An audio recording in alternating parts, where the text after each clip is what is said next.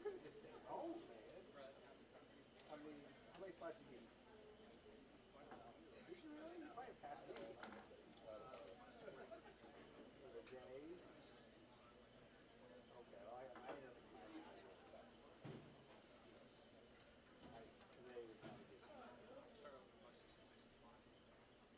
Well, I had one open yesterday.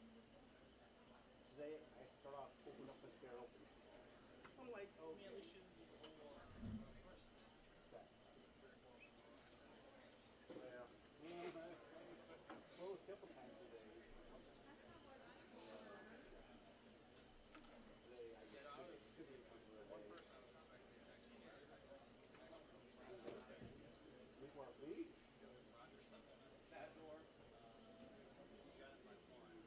Well, I text you, I said, you're the company. Roger Taylor, you sent your and I was like, you're going to be the cut. I did, so like, after I sent the next two, I laid down, my dog passed out, I sent my arm for yeah? We didn't do Cowboys this morning. I was not staying up, man. Well, you was late when they got there. Well, Friday, yeah.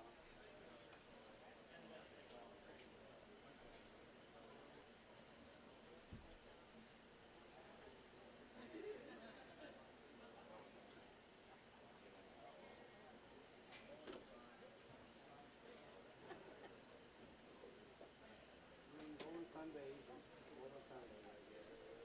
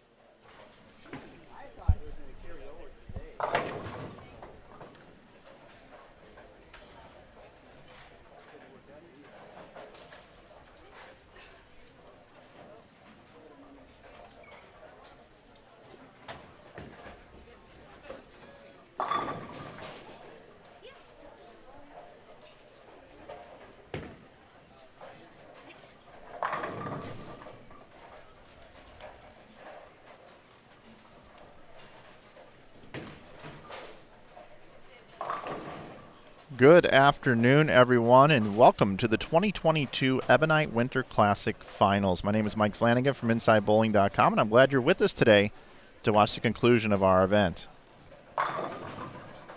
We had 53 bowlers take to the lanes for our opening A squad yesterday on Saturday morning. We had 64 bowlers take to the lanes on B squad, and we had 60 bowlers on C squad. The top 60 came back this morning and bowled 6 games of cashers qualifying, and now we're down to the top 10. Our number 1 seed, who won't bowl for quite a while, he's our top seed in the stepladder. His name's Matt Gasson. He finished at plus 299. Chris Wily was in second. He's at plus 295. 4 pins is separating those two. It was kind of close coming down to the last game, but Gasson held on. Logan Williams is our number 3 seed. Jesse Bauer is our number 4 seed. Qualifying in 5th position is Cameron Foster. 6th is Daniel Healy. But the players that we have here is we have a modified bracket. And this bracket is going to determine our 5 seed for the stepladder. And this is how it works. We have Tom Hess, who's your number 7 seed, finishing at plus 182, taking on Jacob Borish, who was our number 10 seed, who finished at plus 142. They will bowl a match. The winner will move on. The loser, it will be the end of their tournament. And right next door over on lanes 15 and 16, we'll have our 8th seed Philip Watson at plus 169, taking on Ryan Zagar, who finished at plus 157. The winners of each one of these matches will then flip-flop to the other pair, and will then bring in Daniel Healy, our number 6 seed, and Cameron Foster, our number 5 seed. They will then bowl each other. We'll move over to 17 and 18 to determine from the winners of those matches who will become the number 5 seed, and then we'll move to the other end of the bowling center, down to lanes 25 and 26 to begin our stepladder, moving a pair to the left each and every game. So action underway here, getting started here at Cadillac XBC here in Waterloo, Iowa. It's bitterly cold up here this weekend, but the action today has been quite hot, so to speak. Very demanding oil pattern. 39 feet in length, but it's played much longer than that on this anvil lane surface. Took minus 81 to make the cut for today this morning. So very low scoring for 7 games of qualifying. But today with the players all playing around the same part of the lane, the scores did increase quite a bit, but still was moderate to low scoring throughout all of our cashers round.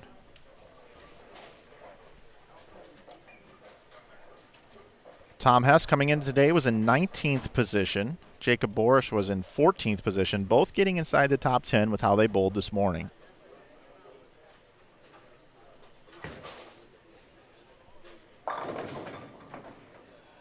Hess trips the 4-pin. He's got to be happy with that. Ryan Zagar came in 21st today. Got himself all the way up to 3rd going into the last game. Bowled 180, now falls to 9th. Taking on Philip Watson, who was the co-leader coming into today. He was at plus 110 with Gasson. Gasson just continued to stay up top and is our top seed. Phil Watson bowled decent today, 59 over for his 6 games. But that was good enough for only 8th, and he's got to face Ryan Zagar now. All the players here that we have in front of us have their work cut out for them. They have a long way to go if they're going to take home the title. Tom Hess has won the Greater Iowa Bowling Association Major Classic Tournaments, formerly known as the Fusion Realtors Tournaments, and now branded as the Ebonite Classic Tournaments. Tom has won 3 times. 3 times. Also, Dan Healy, who's our 6th seed, he's also won one of these events. He's looking for his 2nd Classic Championship here with the Greater Iowa Bowling Association. If you'd like to find out more information about these events and sign up for one yourself, you can head over to GIBA-bowling.com. Contact Joe Engelkiss and his wife, Rosie, son, Greg, and daughter, Jennifer. They do a great job running these events. It's always a blast to come up here, and I appreciate the opportunity to stream them as well. Gracious hosts at both Maple and Cadillac XBC, the 2 centers that we do these at. Typically, this event takes place in February. This year in January, due to the state tournament up here. Still a great amount of entries for having so many competing tournaments this weekend having to move. So Phil Watson, the first to miss in our 8 versus 9 match.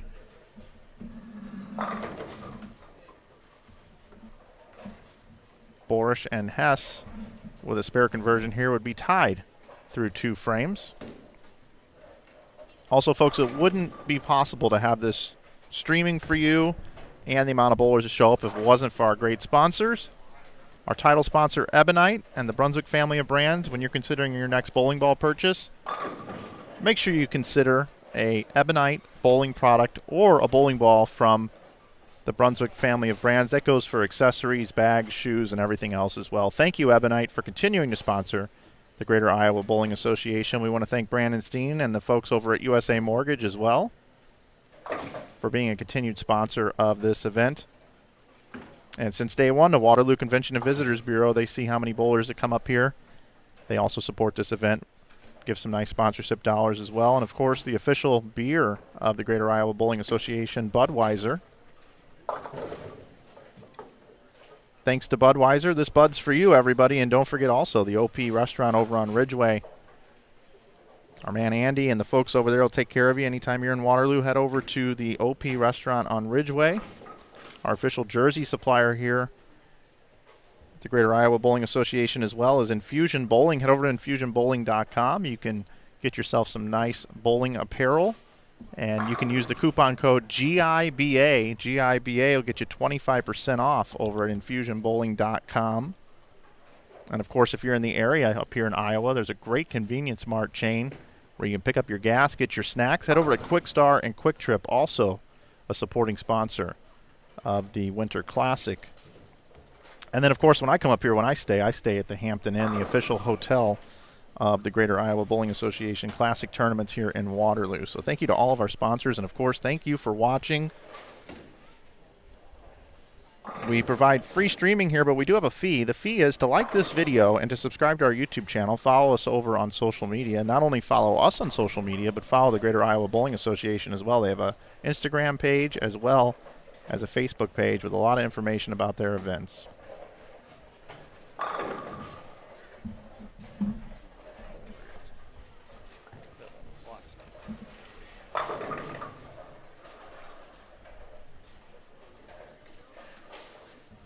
So after the open frame, Zagar comes back with a strike. Tom Hess tripped the 4-pin, if you remember, in the first frame. That time leaving the 4-pin. A couple of good matches here early on.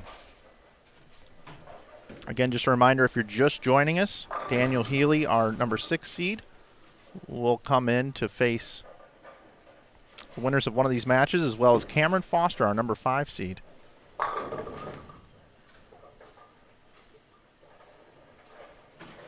Phil Watson now clean through 4 frames.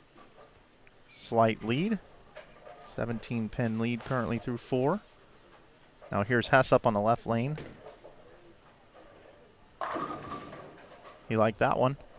You know, one thing we haven't talked about yet on this stream here, but we have this weekend on our other streams, is just what a year Tom Hess had in 2021. And being from Iowa and bowling these events for so many years, this is where Tom cut his teeth. And he has a huge following and support staff here in this part of the country. And I just want to make mention here real quick on just what a great year that he had. And everybody up here was pulling for him. And nobody deserves it more than Tom. But I will tell you that there are 9 other bowlers here right now that could care less about how well Tom bowled last year and how hot of a bowler he is coming into this event. They want to get this guy knocked out of the tournament as soon as possible, because coming into this thing, he was probably the favorite to win the tournament. Also want to give a shout out to his daughter Megan, who's made 4 all-tournament teams here this year on the collegiate ranks. She's really improved her game, and she was giving Dad a run here in this event. She got herself all the way up to 17th is where she finished at plus 64. So shout out to Megan Hess for having a tremendous day on the lanes and taking home 17th here at the 2022 Ebonite Winter Classic. She received $420 for her efforts. Nice payday on a $160 entry thanks to all those sponsors I said at the top of the show. Today the bowlers are competing for first prize of $2,700, $2,100 for second, $1,700 for third, $1,400 for fourth, $1,100 for fifth, $900 for sixth, and so on down the line. I will tell you that the consolation prizes to the two bowlers that do not advance coming out of this round will both receive $700 for their efforts. Just missing the top 10 was Kai Yamada at plus 138. Borish was at plus 142, so just 4 pins. But Kai Yamada received $600 for his efforts here this weekend for his 13 games that he bowled leading up to our bracket finals. Glad you're with us here on Inside Bowling. Thanks, everybody in the chat, for being here.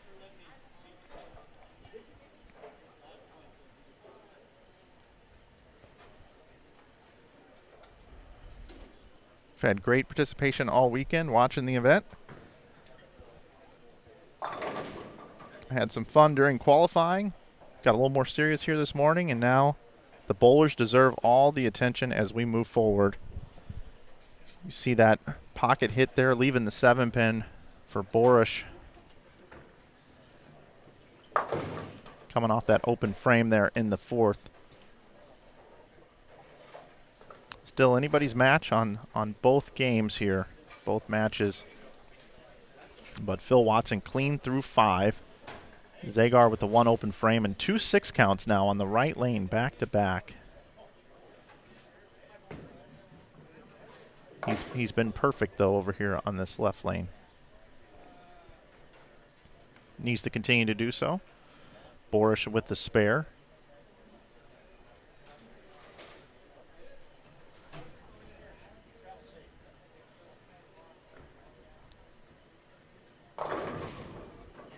Zagar comes in light again, 2-4-5.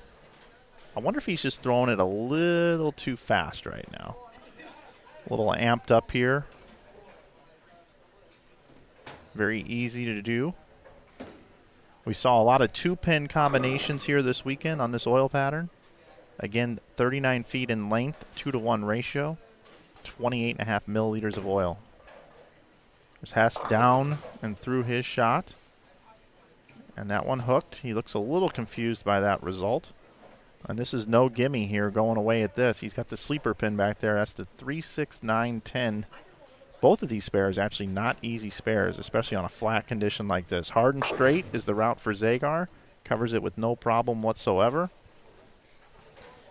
And he finds himself down 20 pins. So Phil Watson here stepping up in the 6th and the 7th frames has a real opportunity here to take control of this match halfway through. You know, here's Hess at the 3, 6, 9, 10, hard and straight, and misses it completely. That's very unusual for Tom Hess to miss all 4 pins, and just like that, Jacob Borish will take the lead on the bench.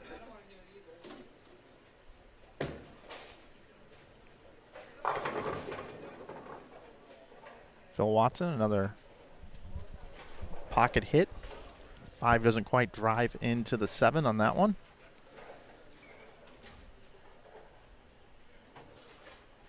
We'll have a 19-pin lead with a conversion heading into the 7th frame. Now here's Hess. He's got to come back from that mental mistake there. And he rolls the 2-pin forward. I'm going to tell you something. Yesterday, nobody was rolling 2 pins. Because of the players that advanced and made it through here, we saw quite a few folks playing the same part of the lane, and the guy said that the pattern did develop a little bit better to their liking, a little more forgiving here today. But I'll tell you what's not forgiving is Philip Watson missing that 7-pin. And he's shaking his head. You can tell that was a mental mistake. So we've seen a mistake by 2 players here. We saw Hess completely miss the 3, 6, 9, 10. And now we saw Watson, who had a 19-pin lead in this match, go up and hit the pocket and completely miss the 7-pin, which cuts that match down to 8 pins. He had a 19-pin lead. Now it's down to 8. Jacob Borish, after watching Tom Hess trip the 2-pin and flag the spare, comes back with a strike of his own in the 6th frame. He has a 7-pin lead over Hess currently through 6. Now let's go back over to Watson coming off the open. Little left to target, maybe. Leaves the 10-pin. So Phil's right around the pocket. Low strike percentage, though, so far here. But that's been okay here. That's been the theme of the weekend. Hit the pocket, make your spares. If you do that, you're going to guide your way right on through this thing. Again, keep in mind, for 13 games, Jacob Borish was plus 142.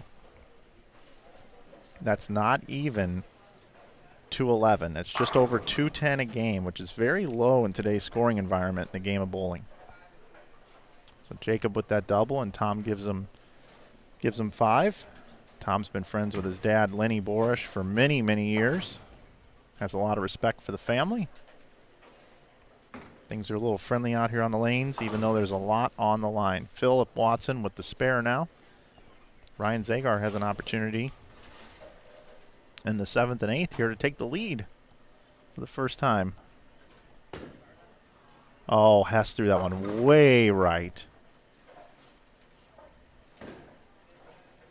Not his best shot at all.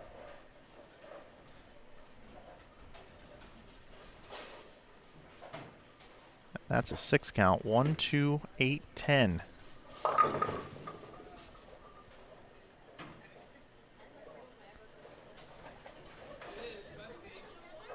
Pretty tricky here in both matches. And that speaks to this oil pattern they've been bowling on this entire weekend.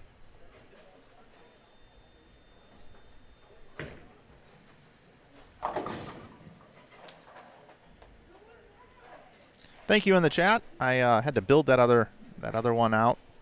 Thank you so much for letting me know about the graphic needed to change. A lot of things going on here. Thank you. I love the chat. 3-6-10 is converted.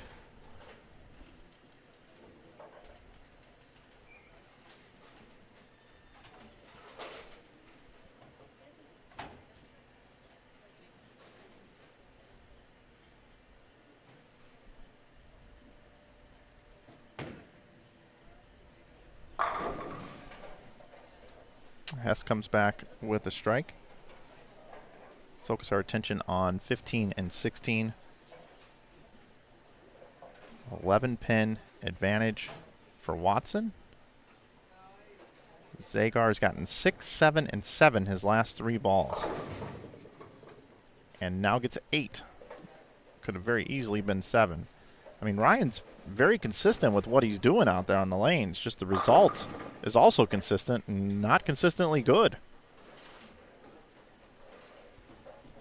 Again, I think he just might be a little firm right now. Just a hair firm.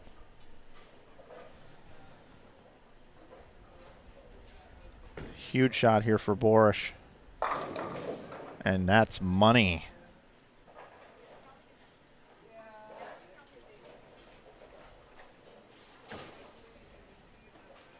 Jacob bowled 250 the last game to get in here.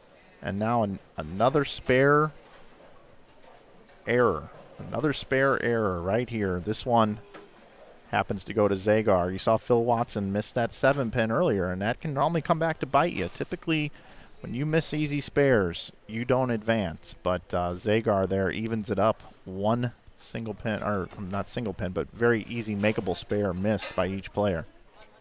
So now here's Borish up in the 9th. Best Hess can do is 211. And Borish with a strike there has pretty much got this match locked up.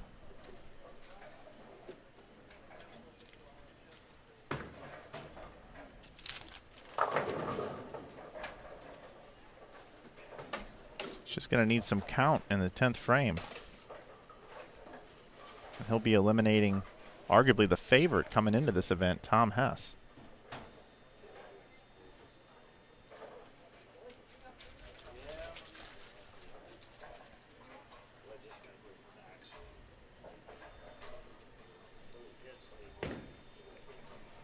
That's much better, Tom. Much better than his last shot, at least. Last one was completely out the window and missed the head pin.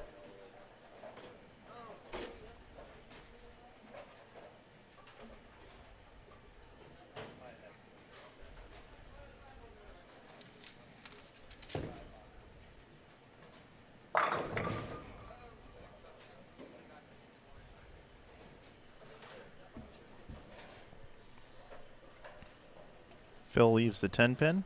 Now a max score of 207. The best Zagar can do is 193. So Zagar will not be able to lock out Phil Watson. Best Hess can do is 191.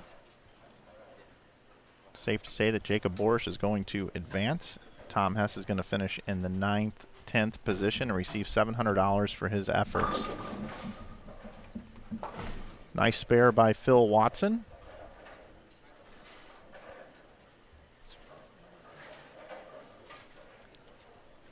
So if Ryan Zagar can strike out for 193, which, again, his last 4 balls have been 6, 7, 7, and 8.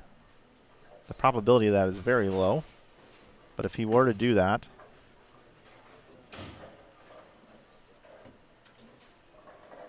Phil Watson would need a mark.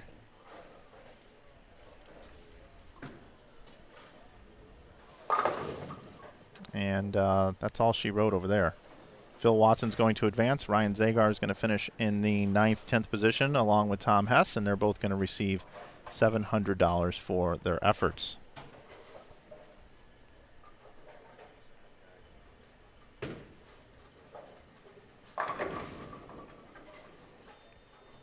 Nice double from Tom.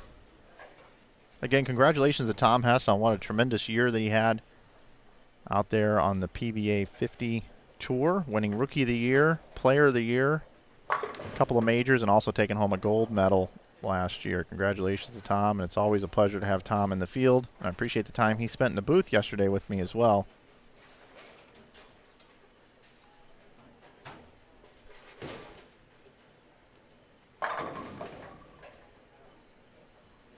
$191, the final tally for Hess.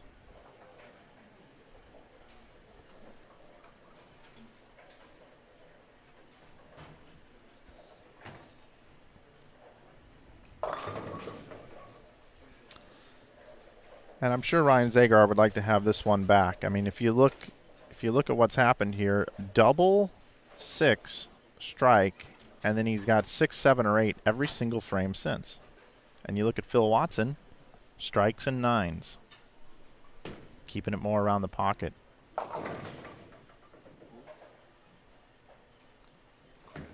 Doesn't matter, but Borish goes right through the face for the 4, 7, 10. Tom's probably wondering where that was earlier in the match.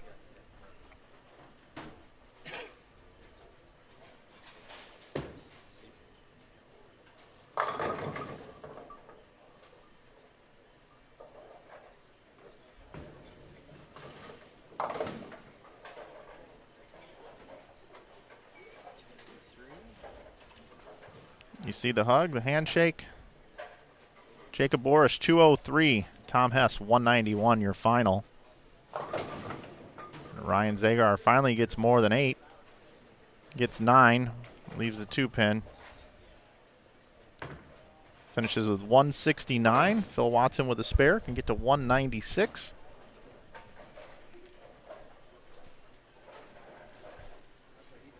Borish is going to go on to take on our number 6 seed, Daniel Healy. And Philip Watson will be taking on Cameron Foster here, coming up here on Inside Bowling right after this ball. And there's a strike. So 196 to 169. Watson over Zagar. Phil Watson will move over to lanes 13 and 14. Jacob Borish will move over to lanes 15 and 16, and we'll have our next matches coming up here in just a moment here on Inside Bowling.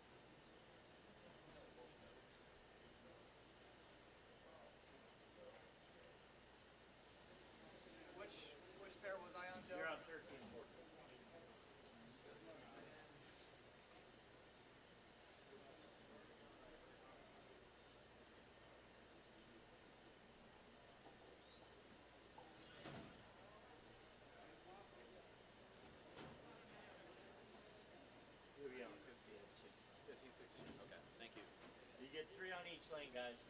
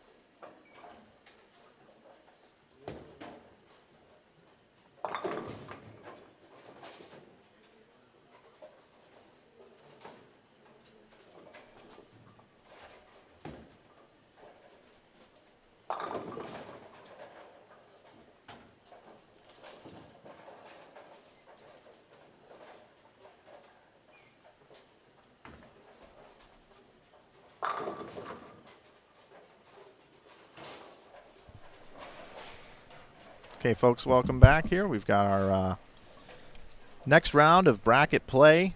We just saw Tom Hess and Ryan Zagar finish in 9th and 10th, respectively. And now we've got Cam Foster on lanes 13 and 14 taking on Phil Watson. Cam, once again, was the number 5 seed coming in, finished at 191 over. And now we've got Daniel Healy, who has won one of these before. One that I didn't stream, couldn't make it up. I had a prior commitment that weekend. And Dan took home the title. And I'll tell you what, Dan bowled great today. Dan was in 29th position when he took to the lanes this morning for his 6 games and got all the way to 6th. Bowled 248 the last game to get a bye in the first round of the bracket. And he is now going to take on Jacob Borish. Coming up right here. Don't forget, we also have on store for you our number 4 seed, Jesse Bauer. Our number 3 seed, Logan Williams. Chris Wily is second, and Matt Gasson our top seed, and our traditional stepladder that we'll have for you after this match. And then the winners of each one of these games will then bowl each other over on 17 and 18 to determine who will be the 5th seed. Got a special guest here in the booth for me here for this round of matches. And I'd like to welcome back to the booth, finished in the 9th, 10th area here, Tom Hess. Welcome back, Tom. Thanks, Mike. Thanks for letting me sit in with you. Yeah, absolutely. We were talking a little bit off air here about your match. What happened in your match out there? Well, I was the higher seed. I did the correct thing. I made Jacob finish on the right lane. I thought that lane was hooking way more. Unfortunately, oh, look at that break. Nice break for Cam Foster. Nice start there. I threw one really, really bad one on that lane, and it washed out. But the 36910 I thought was good. It just hooked early. And then kids at home, that spare shot is what indecision looks like. Couldn't decide whether I wanted to hook at that spare. Couldn't decide whether I wanted to throw it really hard and straight at that spare. And hadn't decided before I took my first step. Don't do that. That results in 6 out. Those 6 pins probably really changed the whole direction of the match. But, it is what it is. Jacob bowled great, had that 4-bagger in there. Split in the 10th, but he really didn't need it. You know what I mean? He needed, I think, 5 shut me out. You know what I mean? But it is what it is. Solid weekend. Me and one other gentleman off of A squad were the only 2 to make it to the top 10 here. And another solid weekend. I'll take it moving forward. I'm old enough. Was looking. I think Cam Foster's probably second oldest, and I got him by a decade and a half. So I'll take it. Another successful weekend. So these 2 matches here, you just got done bowling against Mr. Borish here, and he's taking on Dan Healy, who's been here before and has won the event. They both start with strikes. And then Phil Watson, who bowled last night on C Squad, made the trip in from St. Louis, taking on Cam Foster. And Cam Foster's been a little bit everywhere. He lived in Utah for a while as well. Yeah, I was talking to him and his wife last night. Cam has moved back here. He is now coaching. Him and his wife are coaching the William Penn bowling team, where he went to college. So they're down in Oskaloosa. Sure, his dad Jeff is watching as well. I see Lenny Borish is watching here in the chat as well today. Hi, Lenny. Lenny and I room together out on tour on the old guys tour every now and then, and love me some Lenny. Lenny and I have been friends for going on a couple of decades now, and that family just keeps taking more and more and more of my money. At least I didn't have to do Jake's laundry like I do for Lenny when we're rooming together. Oh, really? Yeah. Okay.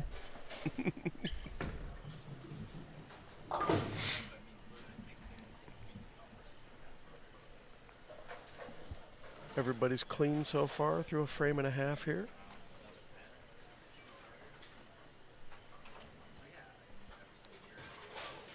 I didn't pay attention. I know Jacob's throwing the UC3. It looks like Cam's throwing something reactive, and he's a little further left. I wonder if he won't see that what Jake and I both have the right lane hooking more. I wonder with him. Oh, Dan Healy's throwing a phase 2, so he's using reactive too. Wasn't he throwing a purple hammer when he bowled the 299 game? He was. Game 5 or 6? He was, yeah. Can't see what Cameron's throwing from here.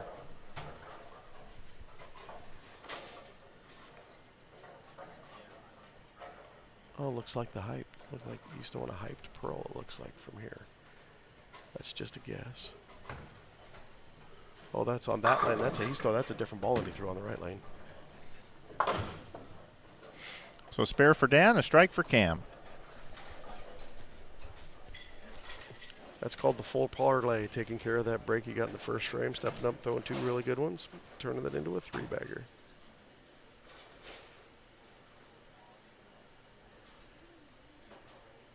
Yeah, Phil's a pretty solid player from down in St. Louis. I've seen he's been bowling well at several events he's been going to. He bowls on a lot of tougher condition type events. He prefers to bowl on stuff that's tougher.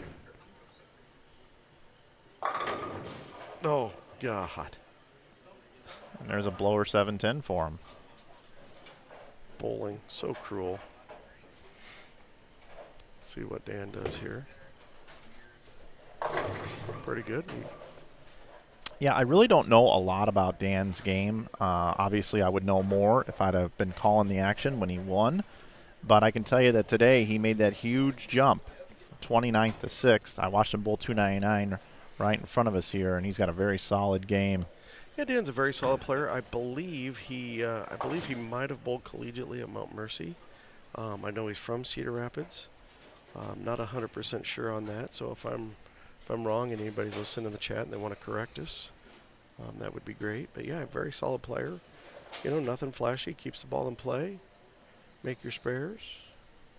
I think I said the same exact thing about Nick Pate 4 years ago streaming this event. Yeah. This Nick Pate here, he's just solid. He's nothing flashy. And he still talks to me about it to this day. Oh. This Nick Pate guy here, you know, nothing flashy. Well, that's, if anybody thinks that I'm degrading somebody by saying that, that is absolutely opposite. No, that's to be commended. Right? It's the Dave Barris way of bowling. Oh, yeah. Yeah. Dave Barris, very solid. I think there's a tournament called the Chippewa Valley Match Games going on this weekend. So Nick Heilman, Andy Mills, Dave Barris, Chad Moss, a lot of the Wisconsin guys that would normally come down here decided not to come. But of course, the one Wisconsin guy that did come down here had to beat me, so yeah. Those Wisconsin guys can stay away. They're pretty good up there. Solid spare there for Phil. Yeah, so Phil just 1 strike through 4 frames. Cam's perfect through 3. And pretty much anybody's match. Pretty even over here on 15 and 16. Again, everybody, just to let you know, the winners of each one of these matches will move over to lanes 17 and 18 to bowl each other, and whoever wins there will become the 5 seed. Whoever loses will finish 6th. And then we'll begin our step ladder, our official step ladder, down on lanes 25 and 26. Yeah, it's basically a 6-person step ladder. You know, the 6 people that don't make it are bowling, you know, to get that top 2 match to, you know, bowl 5-6. It's basically a 6-person step ladder. Great format. Oh, solid 9. Bowling giveth, bowling taketh away. I don't know how many people have won from the first match. I know it's happened. Joe would probably have that. I know in the 3 times I've never won, the 3 times that I've won, it has not been from the first match. I've been right in the step ladder. I think I've won 2 times as the 3 seed, and 1 time as the 1 seed, and I believe I've lost it twice as the 1 seed.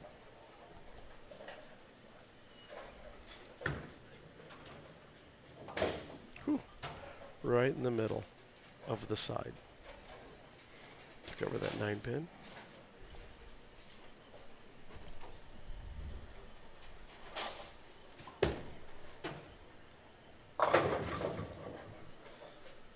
I thought a pin was going to dance across there and take the 10 out. Sure looked like it. Looked like a 7-10, and then looked like they were all going to fall. Just leaves the 10.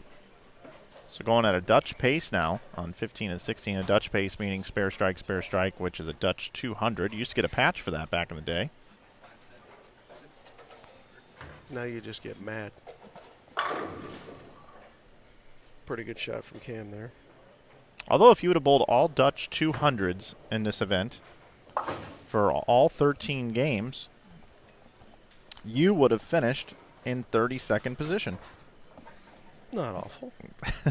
And you would have received $310. You'd have doubled your money bowling Dutch 200s. And I'd have still been angry because I never threw a double. That's true. Not one double. Okay, here we go. Phil Watson. That was pretty good. Yeah, he liked it too. You can kind of tell he had a little more pep in his step there, and he's kind of got his back against the wall now. He's got to start stringing some strikes if he's going to stay in this match here. Cam can max out. Obviously, it's really early, but he still has 279 as a max score. 248 the max for Phil Watson. Yeah, we got a 31-pin match on the left lane and a 5-pin match on the right pair. Oh, and that's just going to get tight. I wouldn't want to shoot that right now. 2-8. Sleeper pin.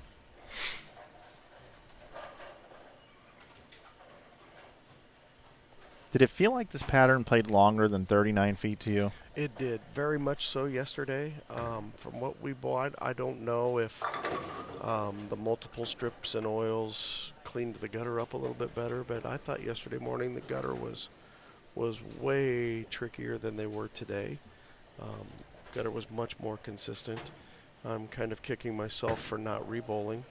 I was thinking about re-bowling last night after I went from 3rd to like 10th on after B squad, and then fell clear to like 20th starting today. But you know, being 52 years old, I decided the sleep was a little bit more important, and made a run today. If I don't, threw one really bad one in the last game, and if I'd have struck in the 11th that last game, I'd have been in this match instead of the previous. So lots of positives this weekend. Lots of positives to take forward here. It's a big shot for Jake here. If he could get this one, tighten this match right back up, and that pushes. I wonder. He's the only one throwing the UC3 now. I wonder if maybe it's time to get out of that. Yeah, we watched Zagar go 7-6, 7-6. Could not even get 9 on the right pair. So yeah, the adjustment is you can switch balls. You can soften up your ball speed a little bit, shorten that pattern by giving it a little bit more time to hook. We will see. But I do want to give a shout out to Ilpad, who in the super chat has donated $10 to our channel and says, "Lunch on me again today, Mike. Thanks for another professionally done stream, sir. Everyone else, hit that like button, share the stream with your buddies. Let's get 1,000 people in here." Thank you so much. And also got to give a shout out to Jim K with the $20 donation as well here. Definitely do appreciate when you guys do those sorts of things. It's not necessary, but when you do, just know that you are supporting the stream and that I will take those dollars and be able to upgrade and do things here to try to make the stream better. So thanks a lot to everybody that's been doing that this weekend. God bless you all, and thank you very, very much. Jim also says, "I watched it just about all weekend and had a great time watching and listening. Great production, Mike." Thank you so much. Yeah, Mike does a great job. It's got to be hard sitting in here by yourself for, 12 hours trying to cover bowling action and just talk with nobody to talk back to you. And if anybody can get some voices in his head and help him carry on a conversation. Yeah, well, last night Hulk Hogan came by. You missed it. He was here for a little bit last night. Hulk Hogan came by. Very nice. Sat in the booth for a little bit. Gave me $14,000. Jacob did make the ball change, and, of course, it splits. Yep. It looked a little left off his hand. He switched to a phase 2. Yeah, it's hard to tell whether that, is left off of his hand. Or if it just read early. Because he made a move. Made a move, you know what I mean? It's hard to say. But, hey, credit to him for going for it. You know what I mean? It sure didn't look like he had a look to win. Oh, did Cam get lucky again? Cam rolls that 2-pin forward. Some days it's just your day. I will tell you, though, in my opinion, just from what I've seen watching these couple of matches, I don't think he trips the 2-pin on 15 and 16 with the exact same shot. I think the 2-pin stands and maybe even more with it. It just seems like that pair is tighter to me. Yeah, I can agree with that. Now, granted, I didn't throw a shot on 15 and 16, But 13 and 14 for me, I was further left with my feet on that pair than I was all day long. That was the biggest hooking pair I bowled on. Might have been a godsend that I didn't catch it earlier today. I bowled on 13 and 14 and then skipped over that. Or I bowled on 11 and 12 and skipped over 13 and 14, excuse me. Phil Watson with back-to-back beautiful, perfect shots on 14. And he's been light on the left lane. You know what I mean? That lane's just tighter. Looks like we got a tough pair going on there. I really didn't pay attention to too much of what was going on. Did Phil bowl a good game over there? Or? He bowled 190 and Zagar had so. 160. Yeah. And Phil missed a 7-pin. Okay.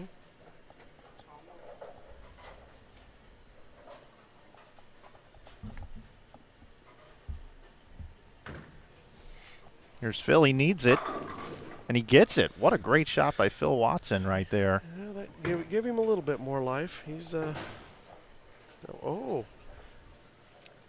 keeping this match tight. 9-pin match now. Dan misses the 10-pin.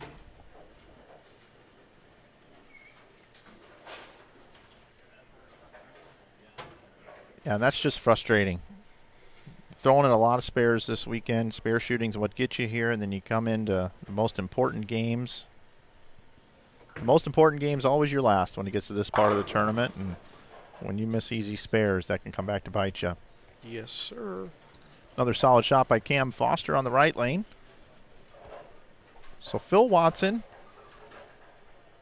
can finish with 228. Cam Foster can bowl a monster game here, 259. Pretty big game on that pair. Yeah. Dan comes in light on the left lane. Another 2-pin combination.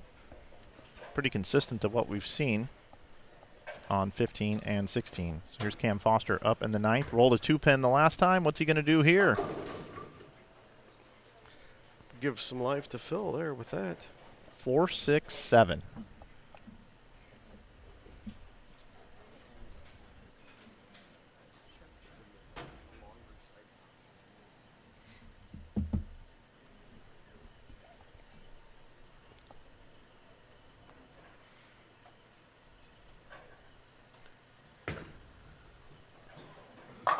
What a spare.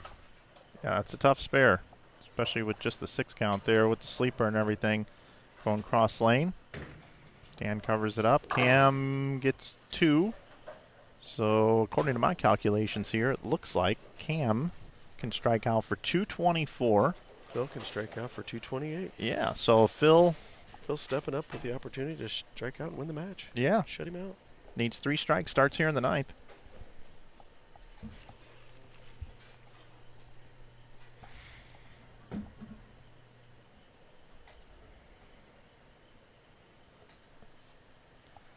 What does Jake decide to do here? Did he go back to the urethane? Nope, he's staying with the phase 2.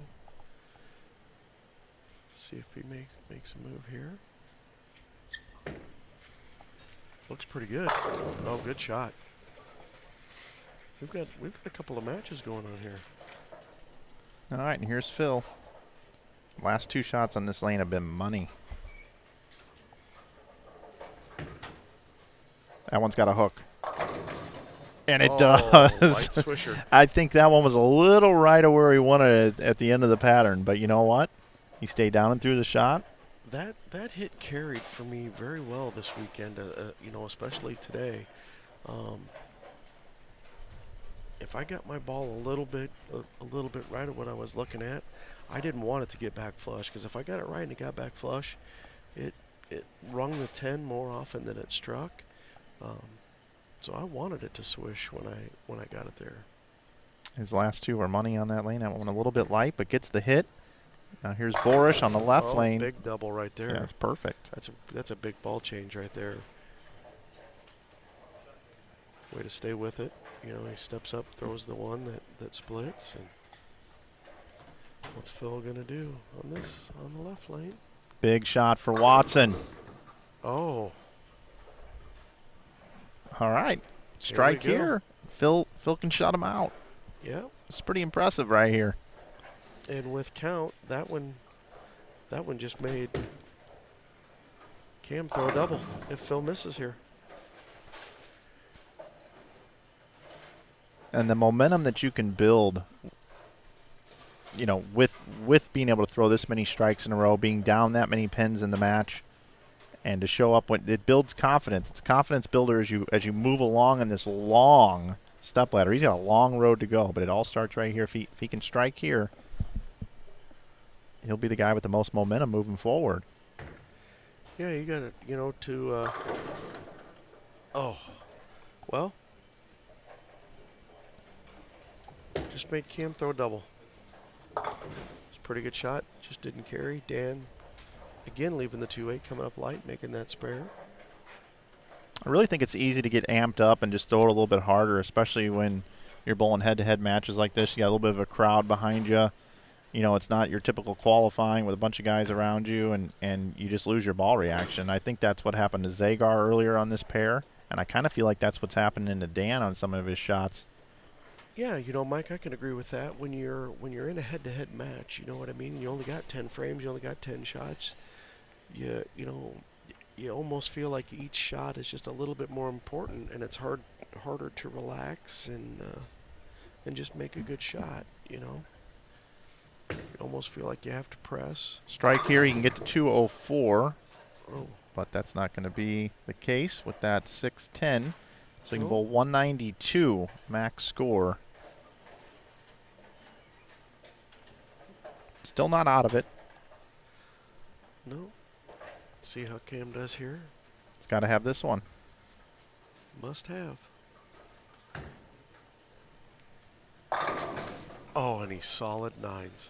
Cam Foster, Wow. solid 9s, as you said, Tom, and he is going to finish in the 7th, 8th bracket position. He's going to receive $800 for his efforts here this weekend. He bowled a great game, but when it came down to it, down the stretch here, that shot in the 9th came back to bite him. A little bit of bad pin carry, and Phil Watson is going to slither through. Absolute heartbreak. Just the sport of bowling. Cam gets all the breaks early in the match, you know, gets a couple big ones, then steps up needing a good one and absolutely labels it and stones a 9. So coming up on lane 17 and 18, we will have Phil Watson, who has punched his ticket to try to make it into the 5-person step ladder. Now it's just a matter of whether or not we're going to see Jacob Borish or if we're going to see Dan Healy.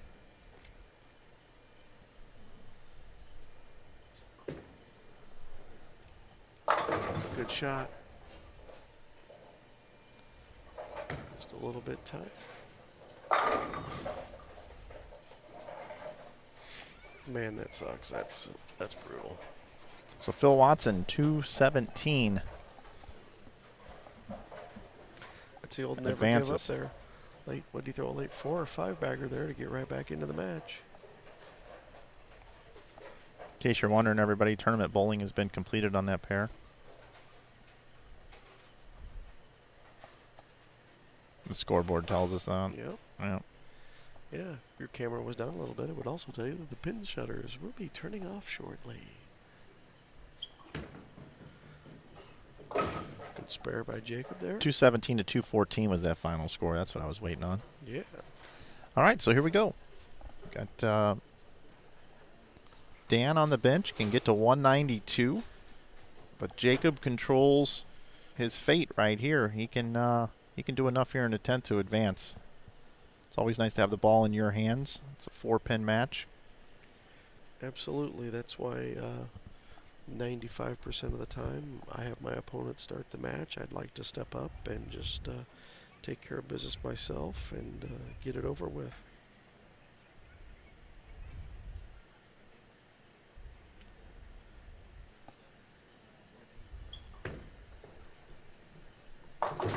Oh boy. That's about the worst thing that could have happened. Yeah. Because even a Even a 2 count over there makes you know nine spare strike to win. we're going to see some speed at this big 4. seen some pins bouncing around here this week. Yep, I saw somebody leave the big 4 and take just the 7 and the 10 out of the big 4. I've done that 3 times in my life. Have you really? 3 times in my life. Yep.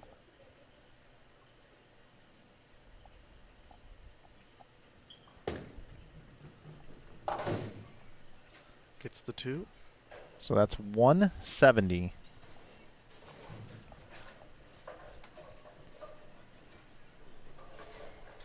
So Dan Healy now. Needs a mark.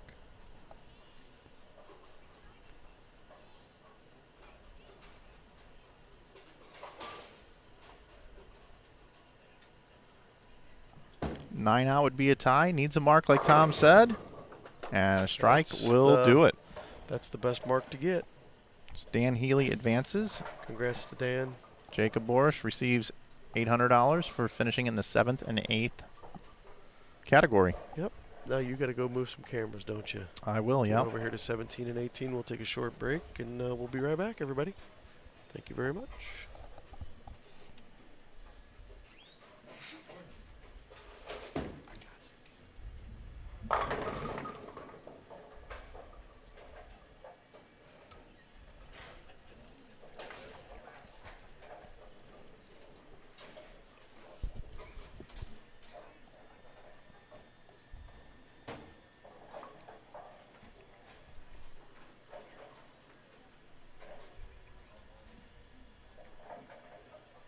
He's got his purple hammer. By the way, everybody, he bowled 299 on 17 and 18 earlier today with that purple hammer. And that's the pair we'll be going to next. Just like Tom said, we'll be back in just a moment with continuing coverage here from the 2022 Ebonite Winter Classic. Got to move some cameras. We'll be right back, everybody.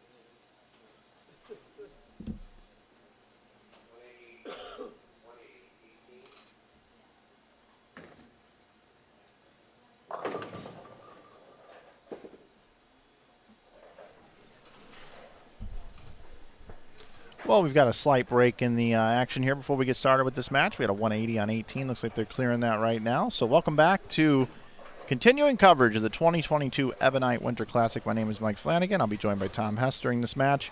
Once again, I want to thank Tom for spending some time with me here in the booth. But we've got technically, I guess what you would call a 6 versus 5 situation here. We're looking to find out who is going to make it and to be the number 5 seed to then go on and try to climb our step ladder. We've got a tough field qualifying in 4th position. Don't forget we got Jesse Bauer. He finished at plus 199. 3rd, Logan Williams at plus 224. Chris Wily is our number 2 seed at plus 295. And Matt Gasson is our leader at plus 299. It'll be a couple hours before we get to Matt. But currently right now we do have this match getting ready to start. Looks like Dan Healy is going to start the match versus Phil Watson on lane number 17. Welcome back, Tom. Welcome. Thank you very much for having me. Looks like Dan has decided to go with the phase 2. He looks like a pretty good choice so far. Yeah, a little surprising to me. He did bowl 299 on this pair with a purple hammer. Yeah, there has been no re-oil. They don't re-oil the pairs for the finals here. After this match, we'll move over to 25 and 26, and then they'll just work their way left for those 4 matches in the stepladder.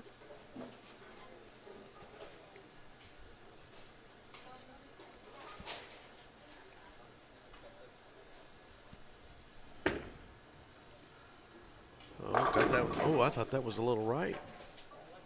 Yeah, it recovered. It looked like he gave it some touch. It looked a little softer because that ball had time to make the move to the pocket off the end of the pattern. If he's a little firm on that, it's a 2-pin or worse. Yep.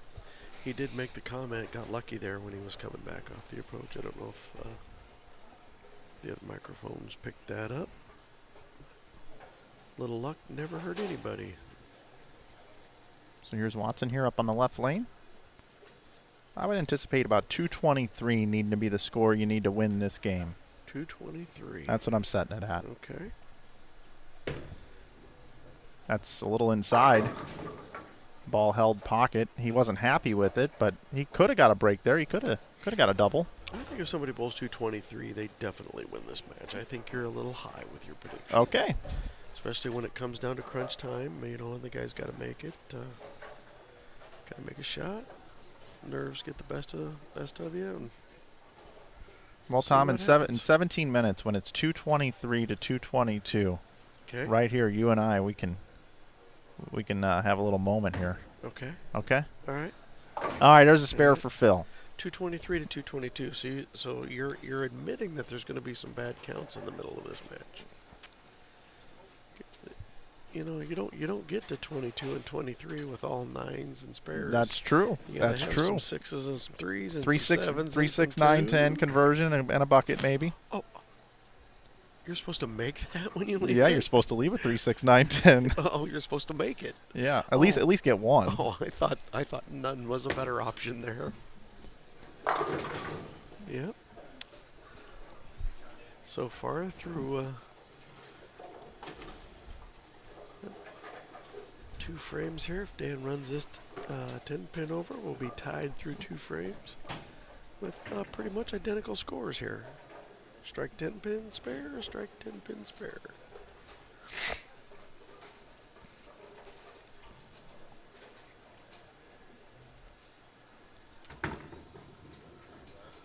That one was thumping over some holes going down the lane. A lot of guys like to do that to make sure it goes straight. Yep. Ball can't get into a roll, and the weight block inside the ball can't do what it's supposed to do if it's thumping over holes. Some guys prefer to do that. So, yeah, like you said, Tom, we're all even through 2 frames here. Hey, everybody, if you're looking to sign up or want to get involved in one of these Ebonite Winter Classics or the Fall Classic, or just come up and bowl any tournaments up in Iowa, head over to GIBA-bowling.com, and you can find out all the information about the great events that Joe, Rosie, Greg, and Jennifer run up here. They've been doing it for a long time. World-class professional events up here in Iowa. Yeah, I'm a little bit biased, but I think they're the best run around. Little light, didn't get the swisher. 4-8. Better than a bucket. Way better than a bucket. But still tricky. Yeah. Hey, you don't like to stand up on the approach thinking, boy, there's lots of ways to miss this. Nope. Which there are. How would you throw it this time? Hard and straight? I don't necessarily need to throw it hard. I'm going to throw it straight. Okay. I'm going to line up to shoot a 2-pin. That's what I'm going to do at this spare. Hope I don't tug it just a little bit and chop the 4 straight off the 8. I would say that was textbook. Ball hitting both pins. Yeah, for those of you watching that don't know much about the GIBA, the Greater Iowa Bowling Association is a series of events, normally somewhere between 9 and 10. Schedule kind of got messed up a little bit this year with state tournament being here in Waterloo this year, so this tournament is actually taking place a month sooner than it normally does. But some kids down there on lane 1 having a good time.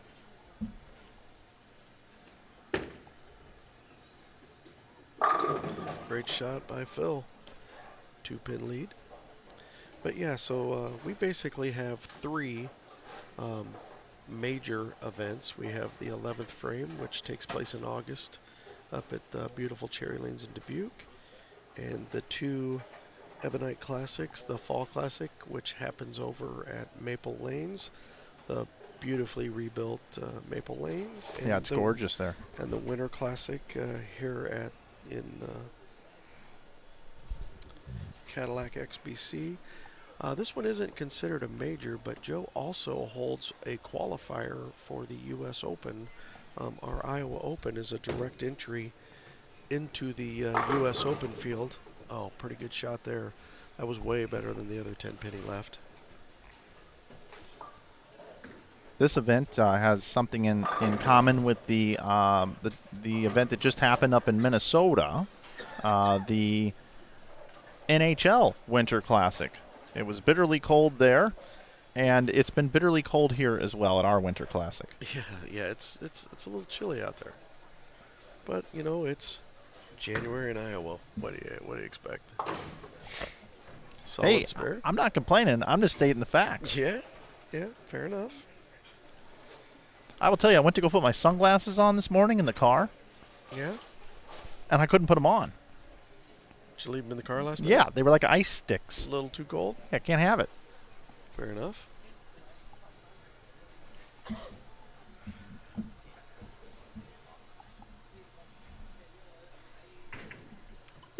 Here's Dan. That looks pretty good. Yeah, that one read it much better. Let's take a look at this one again. I want you to watch where the ball is down lane, just right of that right rangefinder. Watch this. And the ball had time to get back. Yeah, I'd say that was probably about 7-8 at that down lane rangefinder. That was perfect. Looks like Dan's throwing a phase 2, and maybe Phil might be throwing a knockout. I can't quite see it from here. Oh, maybe that's not a knockout. No, Phil's throwing, looks like an IQ Nano. Guess I got my bowling balls mixed up there. Oh, God. Dan blower 8s. Just brutal. Now let's watch this one. Look at where this ball is down lane. Much closer to the rangefinder. Yep. Have to pay attention to that as this match goes on and see if maybe that's where Dan's playing or if he just got that one in and got a break and it laid there.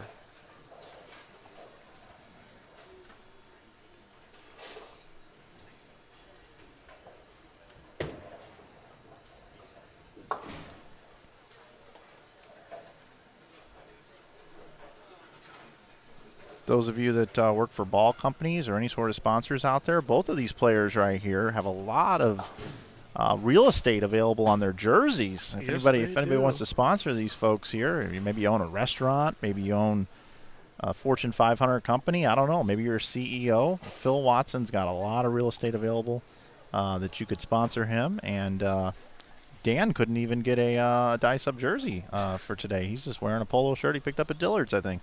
Yeah, well, and, you know, if you're a Fortune 500 company owner, I've got room on my jersey as well. Phil Watson right there. And Perfect. I don't know if you've paid attention, but I've got a lot of jersey. You know what? You do have a lot of jersey. Let's take a look at this shot again. Let's see where Phil's crossing down lane.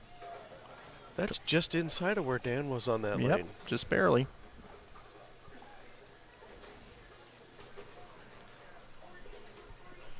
I guess I hadn't even been paying attention. The last I knew, I thought Phil was a Brunswick staffer.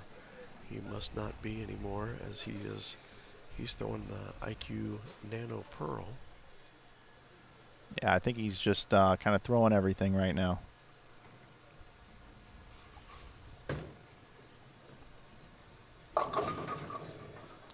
So that one definitely was inside of target. Oh, and got the huge break. Yep, just the 4-7. Yep. 6-pin falling late.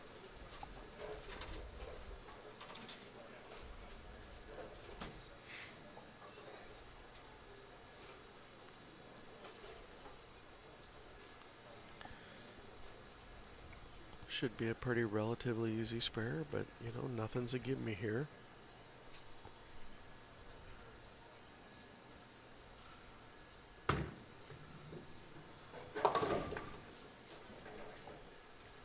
Good spare there.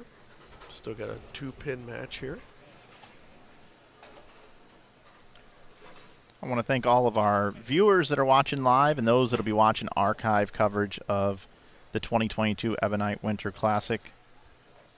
We've had a very active chat all weekend long. We've had a lot of fun in this chat, and appreciate your dedication and support of bowling. Just by being a viewer helps these players out in a great way by Joe being able to get sponsorships and that. The more viewers we have, the more prize funds that the bowlers have to bowl for. So thanks for hanging out with us and tuning in all weekend.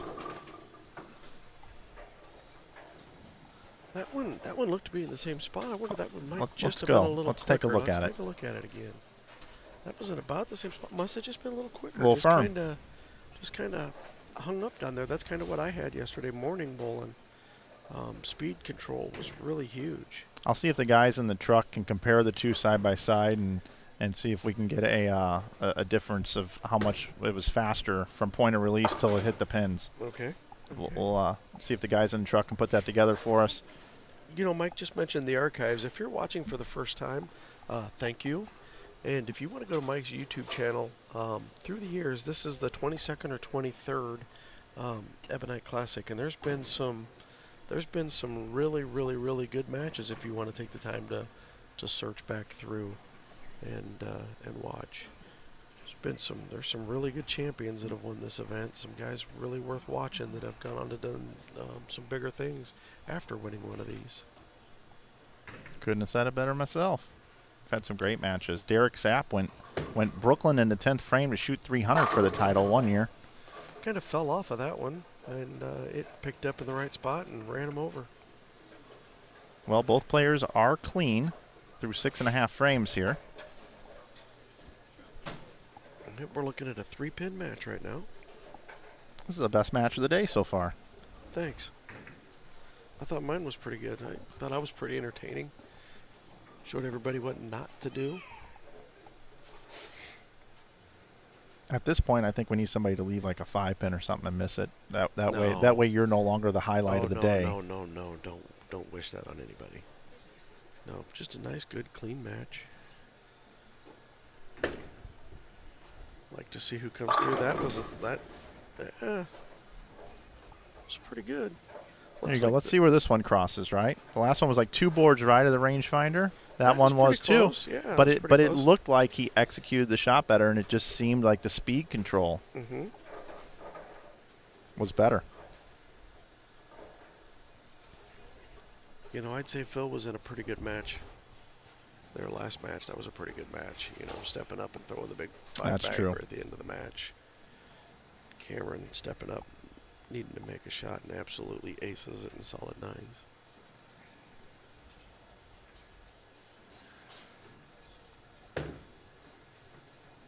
That's further right. Oh, ho, ho. Let's take a look at this pin action as the ball goes through the pins. That was about 3 right of the last one that almost split and got lucky and broke it up. This one leaves a 7-10, but like we've been saying, man, pins have been bouncing out. I'd make sure to hit one here.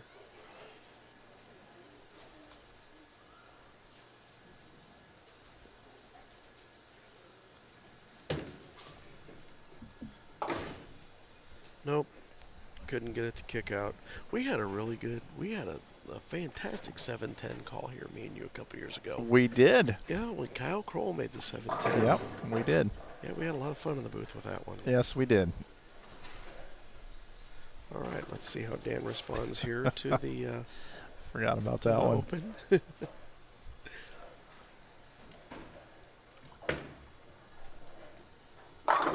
Beautiful. Pretty good shot right there.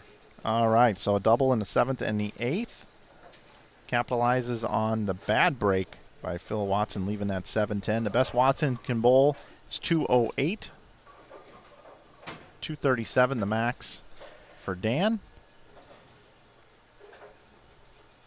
Yeah, going back to that last match we saw with Cameron and Phil, they're impossible. They're hard. They're not easy. And to throw a shot like that and leave a 9, you can deal with that on a house shot, you know, when the ball's just absolutely picking them up and running them over most of the time. You can deal with a solid 9 like that, but man, to throw it in that situation on what you're bowling on, that really stinks. Boy. That looked a little firm and a little left. Oh, and the returning breaks. Okay, folks, I want you to watch this replay here. And when you watch it, I want you to look at the form. He does not stay down and stick this shot. Look, pops up out of it. The shots that he makes that are good, he stays down and through the shot.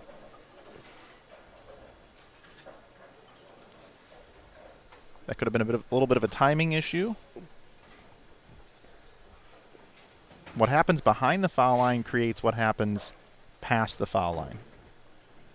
Pays the ultimate penalty here. So we've seen a 7-10 and a 4-9 on the left lane so far.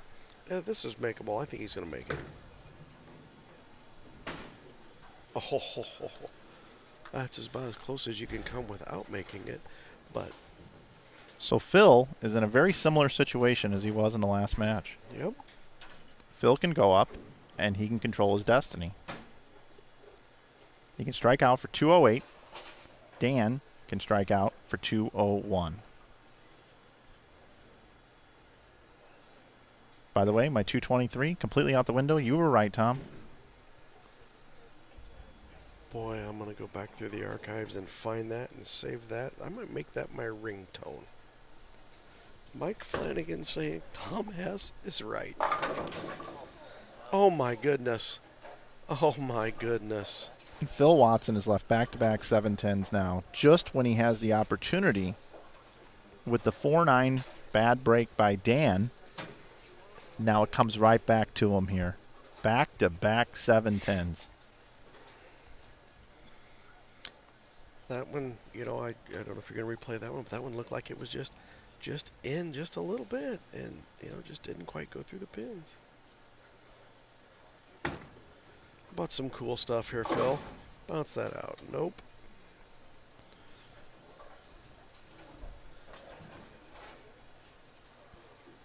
That.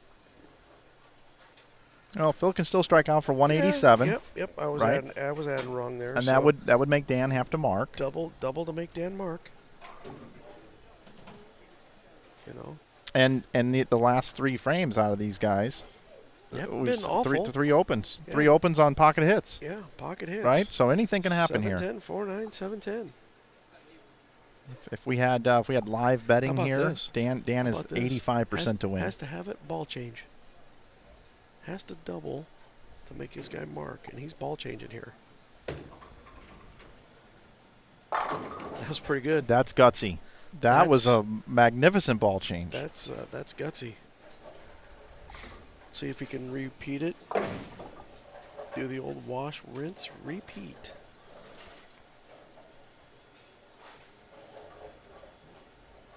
You know, not only does he strike out to force him to mark, you know, I mean, we haven't seen one yet, but, you know, if Dan spares, if he strikes out, he brings that 6 count, you know, that bucket into play for a tie.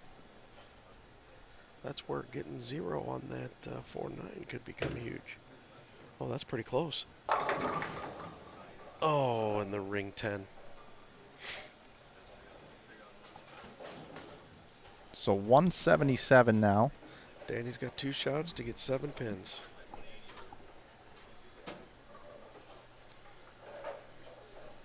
Sixth place finish will receive $900.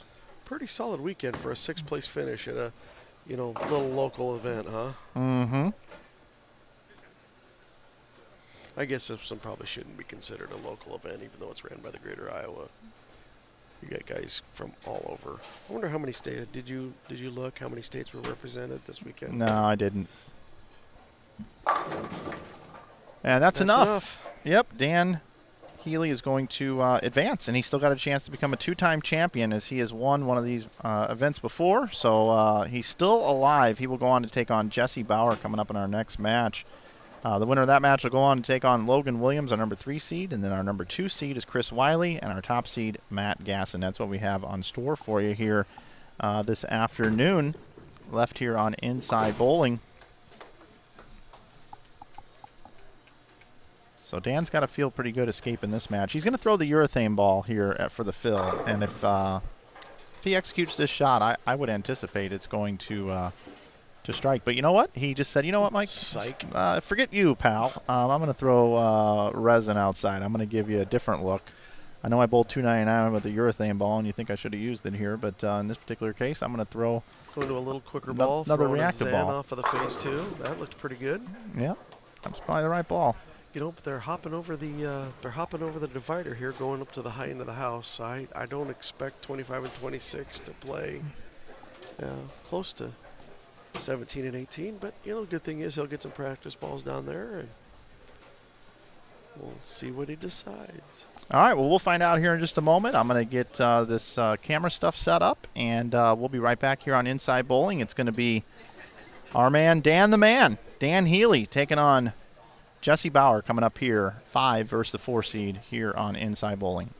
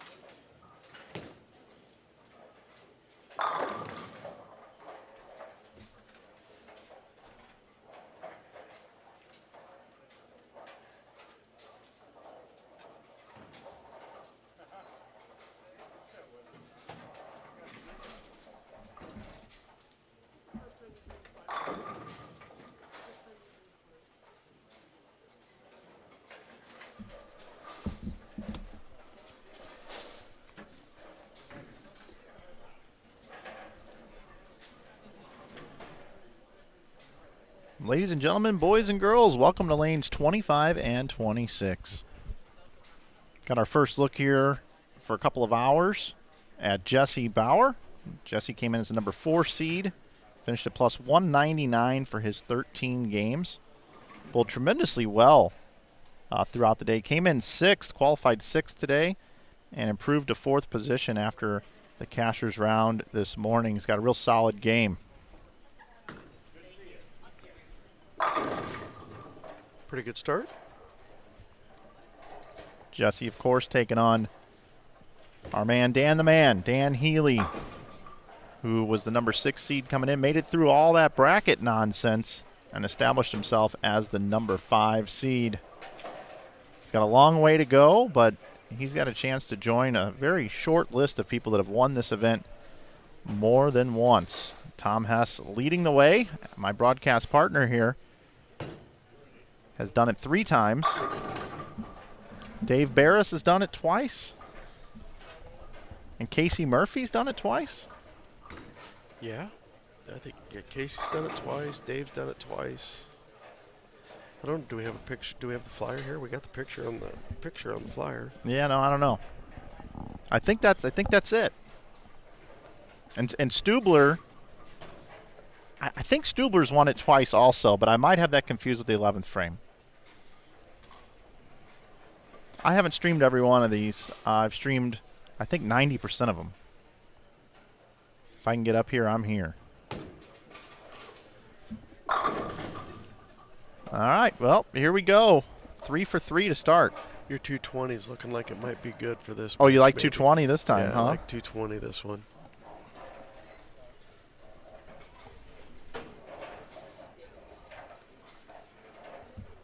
Once again, I want to thank our sponsors, Ebonite, USA Mortgage, Waterloo Convention and Visitors Bureau, Budweiser, the OP Restaurant over on Ridgeway, Infusion Bowling, Kwik Star, Kwik Trip, and the Hampton Inn. Without our great sponsors, this tournament would not be possible, and I wouldn't be here streaming it. So thanks a lot to our sponsors, and thanks to you for watching at home. Here we go, second frame.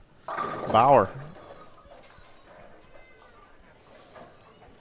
Now, look at how high flush this one is on this replay, coming way off the gutter, but his break point is earlier.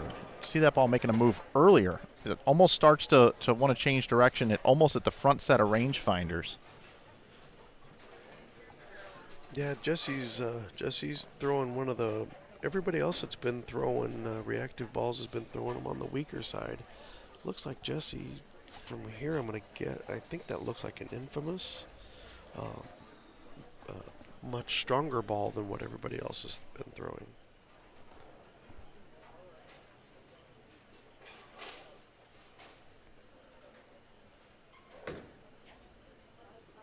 Great projection down lane.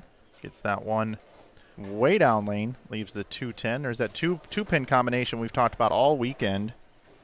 You know, Tom, Jesse is a friend. Yeah, I know. He's been a good friend of mine. But lately something changed that ain't hard to define. Jesse's got himself a girl, and I want to make her mine. You want Genoa? Huh? Well, you said just Genoa. Oh, is that his girl? Yeah, I guess I want to make her mine. I think Jesse's going to make this. I think he is, too. I'm on the same page with you. Nope, can't bounce it out. Okay, so the first open frame. We've been talking a lot of music here this weekend. Of course, I was quoting Rick Springfield's Jesse's Girl. Rick Springfield, that's my wife's favorite. Really? Yeah. Seen him in concert 4 times. Yeah, I don't know if you guys could hear in the background there, but she said she's seen him in concert 4 times. Sue hanging out with us. It's a family affair up here this weekend. Yeah. One of my favorite songs of all time as well.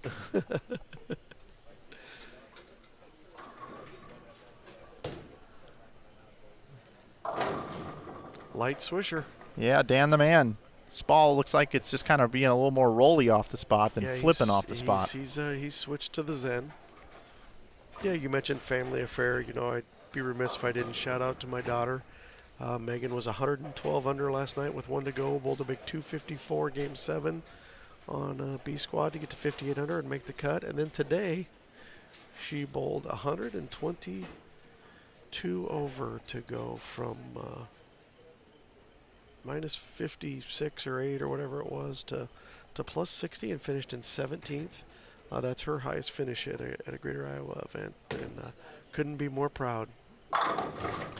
Yep, Dan with the 10 back again. Yeah, 220. I'm all over 220. It's going to be more than that this game. Let's see how Jesse regroups from the 210. I wasn't watching the monitor. I was kind of looking down there. There were about 5 pairs to the right of where we were, and that one looked a little quick on the 210.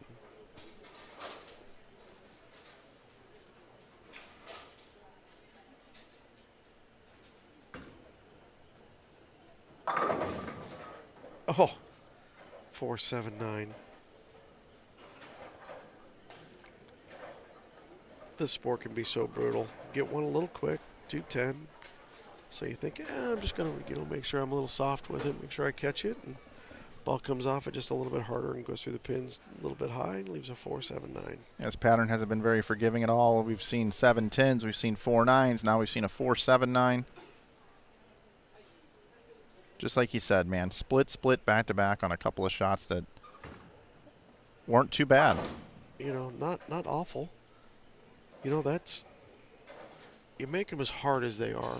You know what I mean? You've got some of the premier bowlers through the Midwest states here, and for 12 games it took 142 over. So what's that, about 212, 214 average to make the top 10. Not only was the pattern tough, they were a little bit hard to knock down this weekend. I think at the early stages of this match, this is Jesse's getting into almost must strike range here.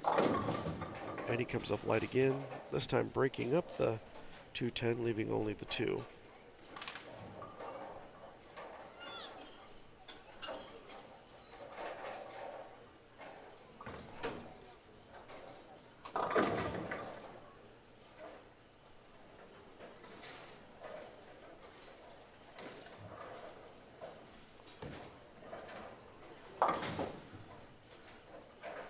Good conversion there by Jesse.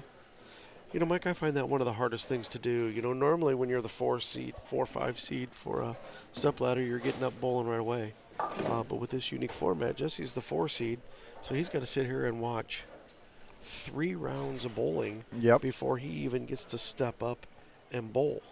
Now, it's always nice to be locked into that stepladder, but it could be to Dan's advantage, to bowl. And, of course, Dan got to sit out 1 round. Oh, here we go. Just a touch right. We got a 2-8-10. So I guess, maybe I was a little too premature on the old 220 score. I'm telling you, man, the two pin has been the death of everybody this weekend.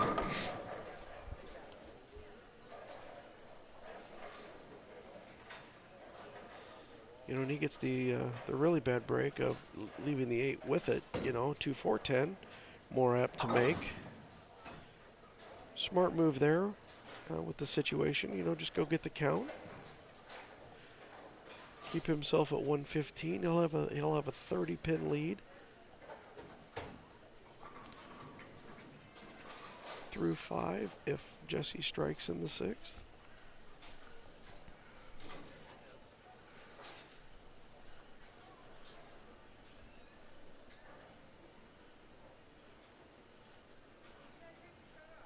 Almost 800 viewers watching. Appreciate everybody tuning in today on this wonderful Sunday afternoon. We're not up against much, though, with Week 18 of the NFL. Not too entertaining, everybody. This is better than the NFL, I'm telling you. I'll agree with that only because the Chiefs played last night. Nice shot there by Dan the man. Yep. We've been doing polls all weekend. Yeah. Oh, I'm gonna do one more. Here we go. The great mind of Mike Flanagan back at work.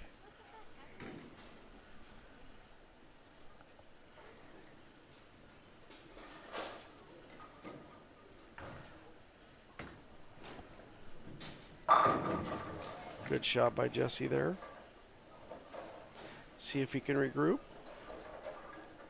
Down 30 through 6. Both players having split at least once, with Jesse splitting twice.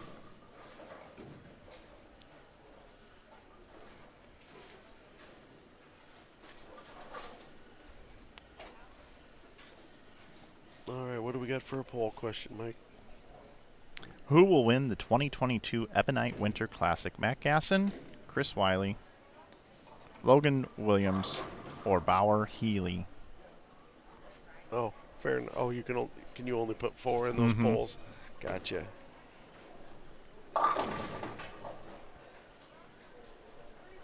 And another split.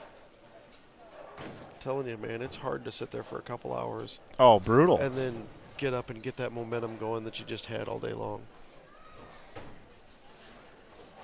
That's why it's so hard to win from the 1 seed.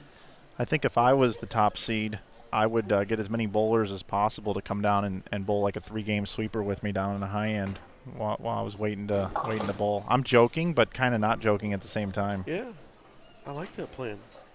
Depending on how my hand felt. Yeah, are we going to stay live and do a plastic ball match after? Oh, me and you? I don't want to be an excuse to why you can't compete for the next couple months. Oh, well, yeah, that would bruise my ego. Well, and your butt, because you'd be sitting down a lot, too. Yeah, well, you'd be trying to sit down anyway after the beating I'd give you. Yeah. Here we go. Dan the man. So touchy, man. That's not a bad shot. Oh, it was great. It might not be a great shot, but it's not a bad shot. I thought it was great off his hand. Just doesn't go through the pins. Looked good to me. 6 wrapped around the 10. We'll call that a ring 10. Situation he's in, though, just keep hitting the 1-3, step up, make the spare if you leave one, and advance to bowl Logan Williams. And I'm going to tell you something. Logan's throwing it unbelievable. He had to re-enter as well. But, man, he bowled so good last night. That pair with Sid Brummett and Nick Pate and Matt Gasson and Logan, they all kind of lined up together. They all made the cut. They all bowled well last night. But Logan today, he really impressed me, especially his last couple games. This guy's fun to watch. Yeah, I'm still kicking myself for not re-bowling last night. But it is what it is.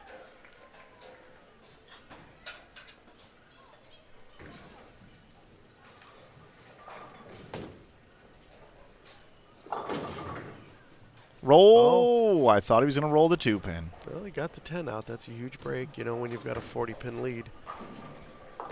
Don't want to do anything to give your opponent new life. Right now, he just has to stay clean as he's on 214 pace. Best Jesse can shoot is 203.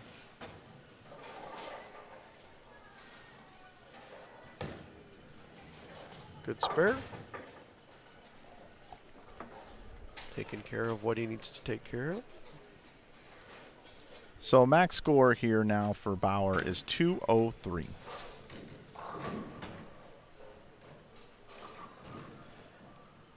Dan's going at a 214. Yeah, pace. Must strike. Got to strike both these shots to even put a little bit of pressure on Dan, I'd say.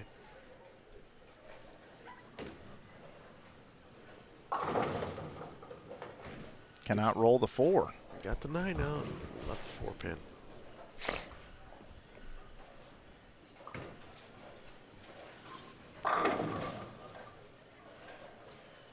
So let's try to create a little drama here for the folks at home. If Dan were to go 8 out, 9 out, that would create... 8 out, 9 out is 189. Okay. For Dan. That would mean Jesse would have to strike out. Yeah. And I only say that because of what we've seen here. 7-10. 7 10s, 4 9s. 2 8-10s, 2 4-10s. We've already seen him here in this match. 4 7-9s. I mean, it is possible. I'm not wishing that upon anybody, but we're running out of sticks here now. Yeah, I think this is all over but the crying here. Fifth position does receive $1,100 on that $160 entry. It's a very solid weekend.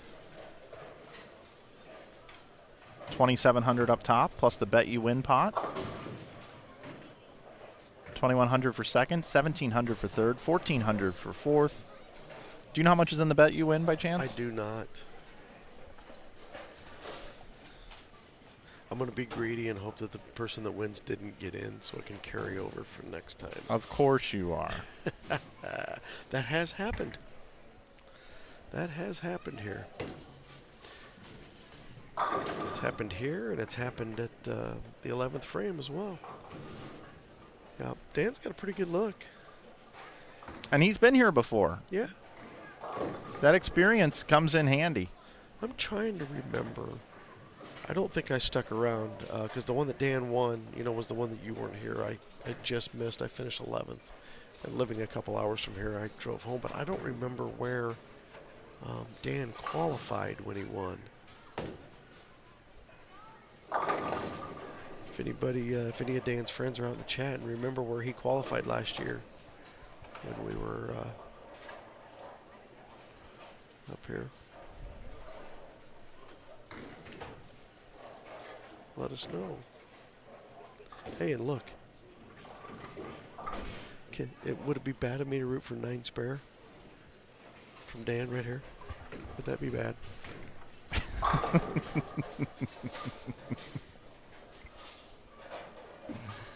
Just so you can get your 223. Oh. 230's now, man. Well, hey, congratulations to Dan. I mean, that was an impressive game. 230. That's the highest game we've seen here. In our recent games that we've been broadcasting here. Yep, but that end of the house does play quite a bit different here than the middle. Making that 8-pair move to the right. From 13 and 14 down to 25 and 26 is a pretty big jump. They play quite a bit different down there. Logan Williams is down there practicing. He's all warmed up, ready to go for our next match.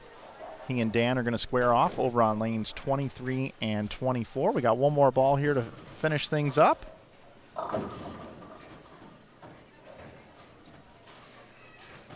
Almost rolls the 2-pin. It looks like when we come back in our next match, we're going to have some more information about Dan Healy and the history of this tournament when he won. When we come back here on Inside Bowling, we'll be right back, everybody.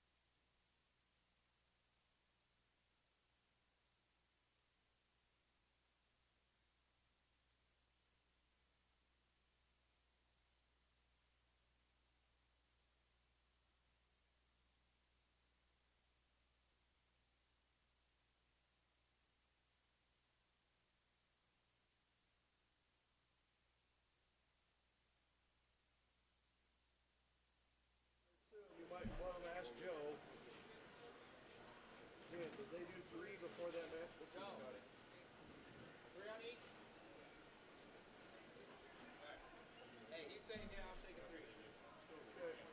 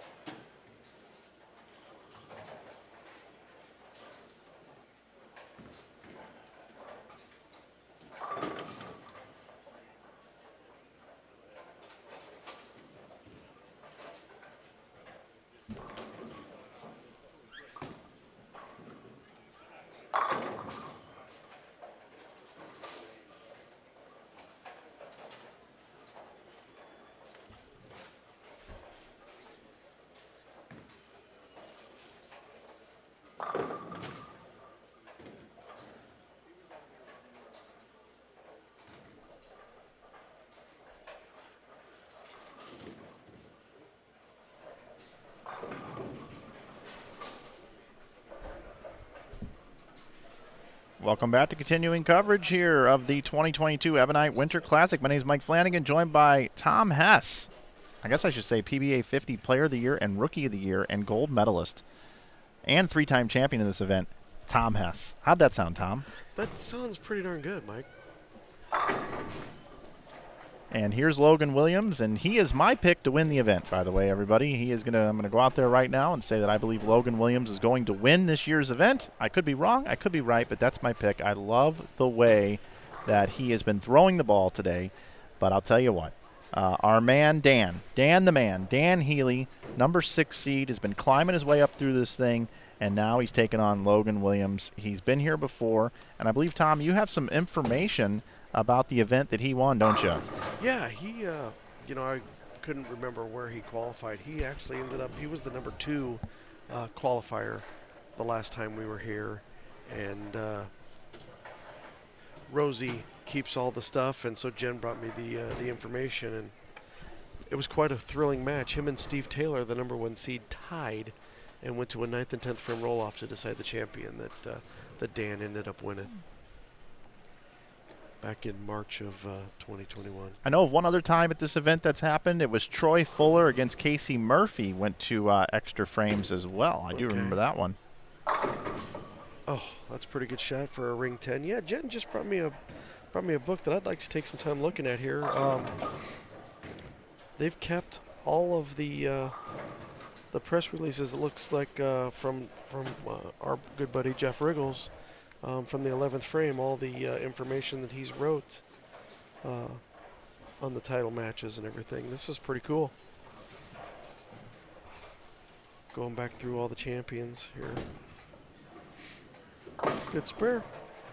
So you think Logan's going to run 3 matches in a row here? I do. And obviously, I'm friends with all these guys, so whenever I make predictions like that, it's just what I feel. It's just a gut feeling.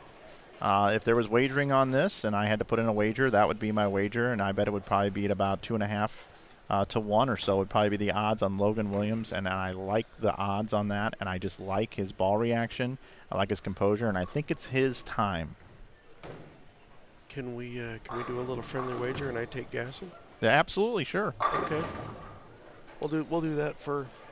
Let's do it for life-changing money. How about $1? I'd rather do it for like for something other than anything monetary. I'd like to do it for something else. We'll figure it out. Our friendship? Yeah, our friendship. Yeah, exactly. So if you win, you don't have to be friends with me anymore, and if I win, I don't have to be friends with you anymore. Deal. That is a perfect wager. Win-win. That's perfect. I love it.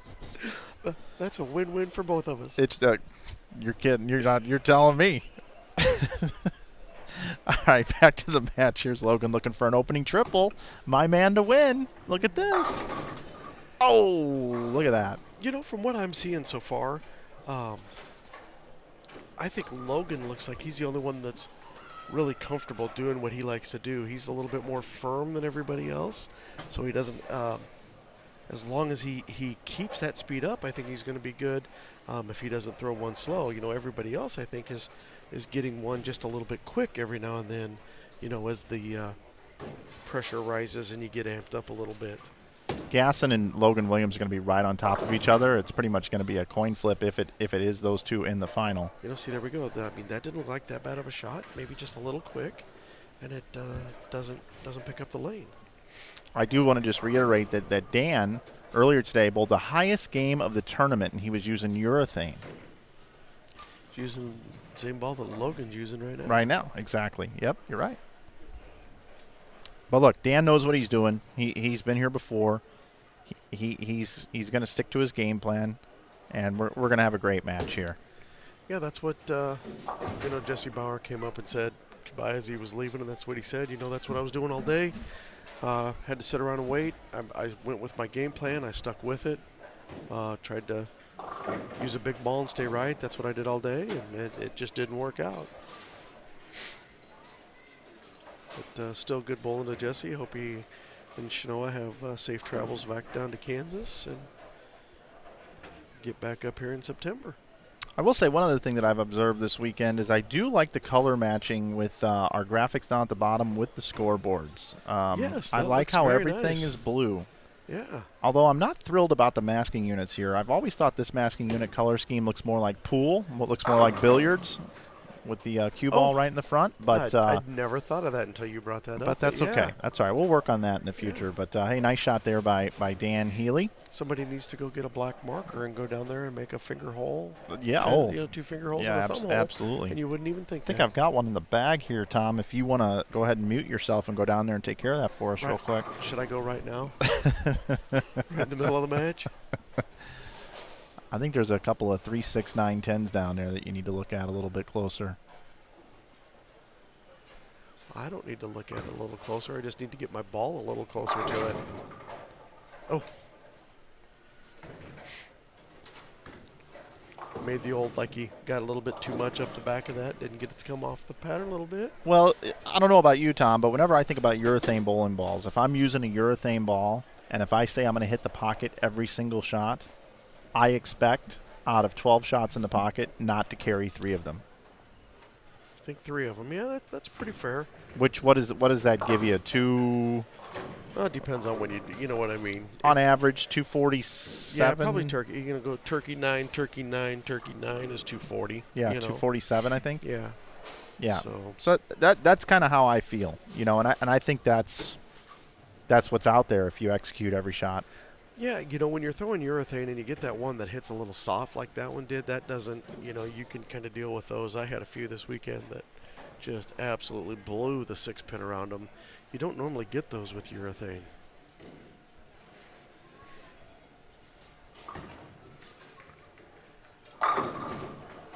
That was really good. He threw that one really good. We'll go ahead and take a look at that one again. Here's the replay. He's crossing. About 10. Yeah, up 10, just 10, right of the 12. rangefinder. 10-12 there at the arrows. That was really good. That's quite a bit deeper than what I was. I was looking at 4-5, so I was probably hitting 6-7.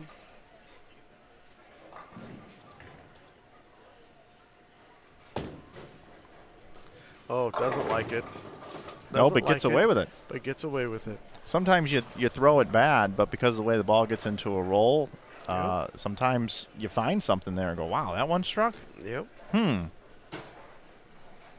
I like Josh in the chat copy and pasted right out of our YouTube. Somebody asked, where are we? And he copy and pasted the exact text that we have from the YouTube channel. Josh, you get the command or control key text of the day. That's what you get.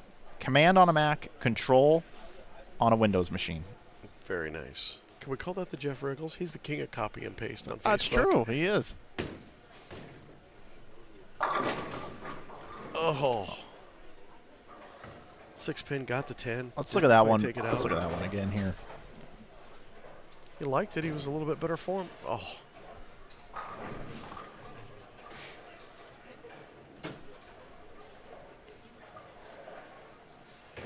That would have been big. That would have put a little bit of pressure right back on Logan to strike to keep building that lead. 13-pin match through 4 frames here.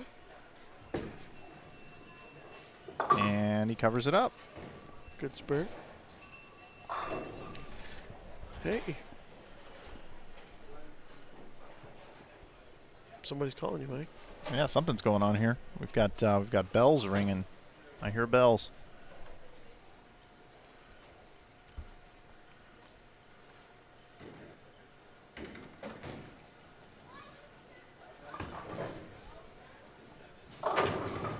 Oh, got a break there. 4, 5, 7 falls out late. Max score for Logan Williams is 279, 246 for Healy.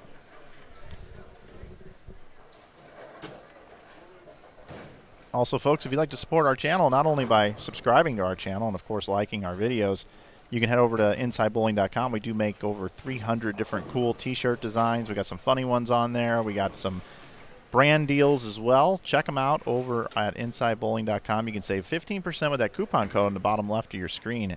YouTube is the coupon code. No. You might not have to be my friend anymore, Mike. Yeah, carbon copy strike there for Logan. But I'll tell you what, as we've seen here, this is not automatic for Logan. Dan is going to continue to show up here. I truly believe that. This man is tough to beat.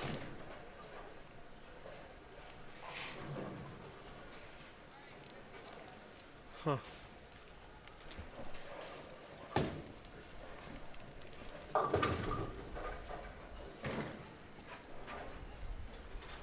That one, you kind of missed the mark there. 1, 2, 8, 10.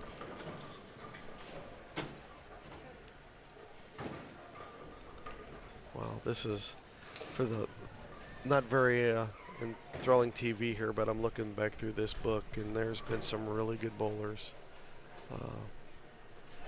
come bowl this event.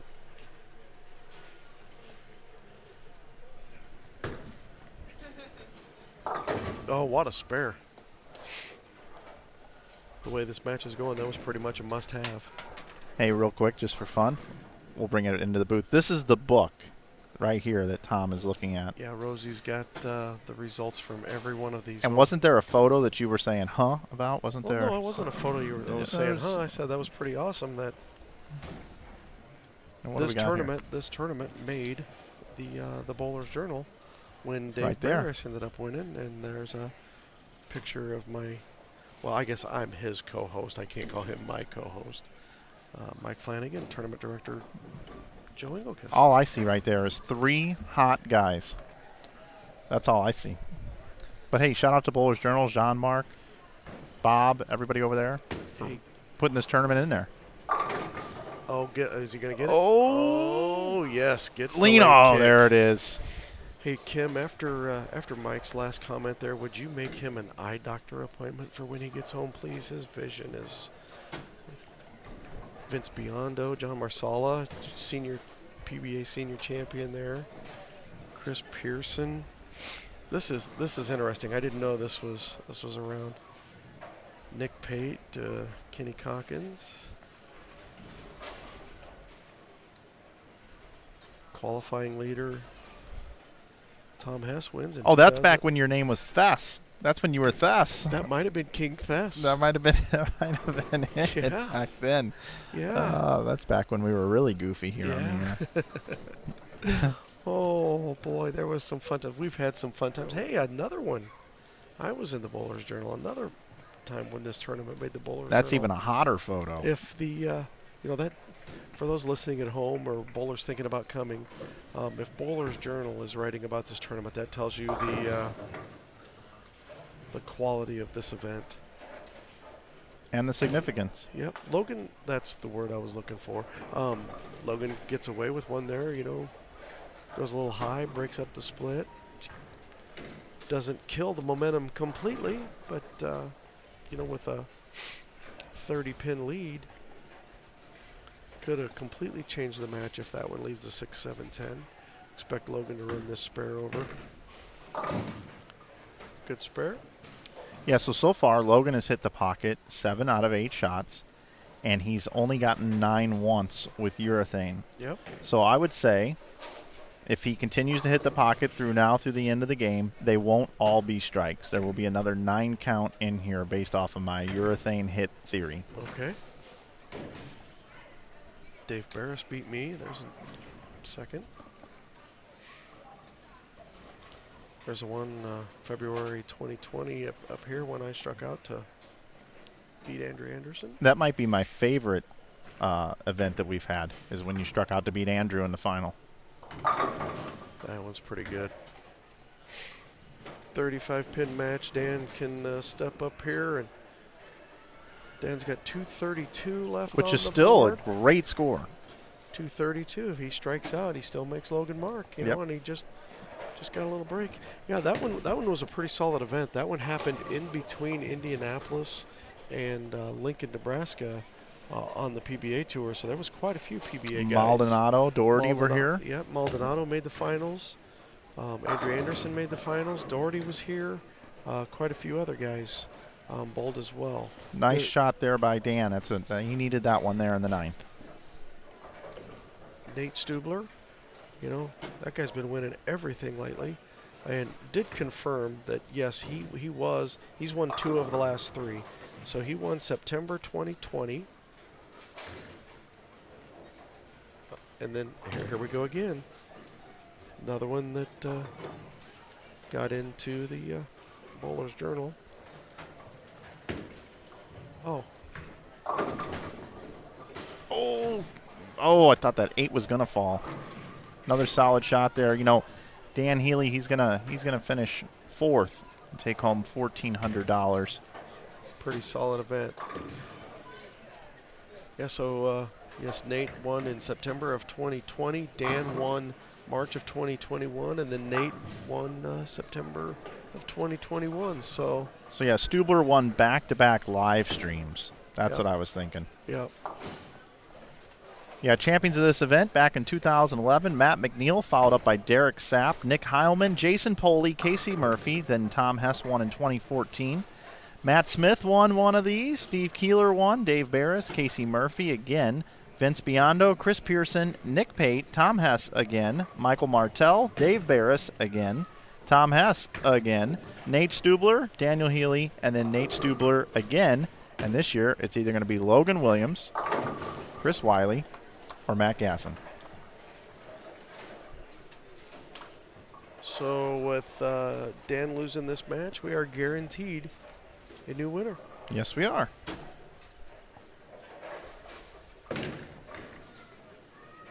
That's pretty cool that Rosie kept all that. That's very neat. Put her book back together here so that we don't lose anything.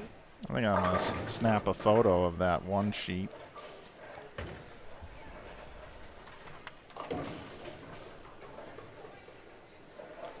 That's a good idea.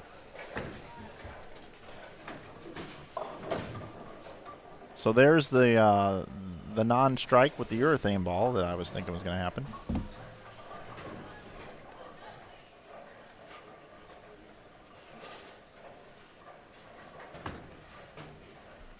So this is the 21st edition. 21st, okay. Misses a spare, doesn't matter, but Logan Williams goes on to defeat Dan the Man Healy. That does matter. Gets us off the 223.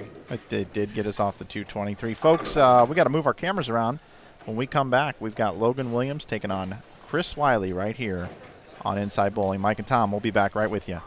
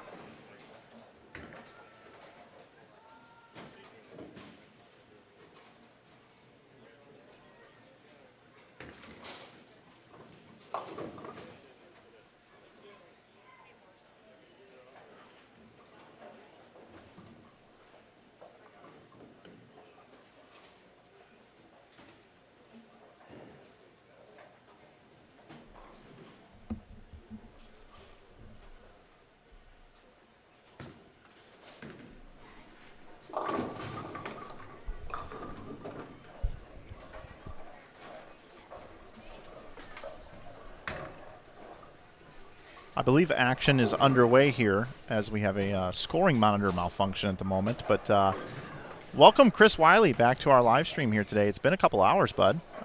Wily came in as the number 2 seed at plus 295, just 4 pins behind Matt Gasson, who was plus 299. He and Matt were pretty much number 1, number 2 throughout most of the day today. He bowled outstanding down the stretch. It's like we got our monitor situation working better now, but he takes on Logan Williams, who just won our last match, bowled a pretty big game, and now here we go. Tom, who do you like in this one? Oh, gosh, I don't know. I just want to see an exciting match. Got 2 roommates bowling together here.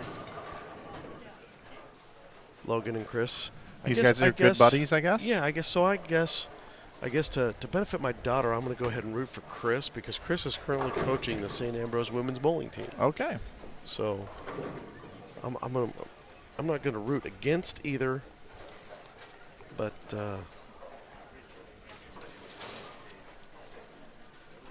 you know, so I don't have to be the one that is not your friend anymore. I'm rooting for somebody to beat Logan, so.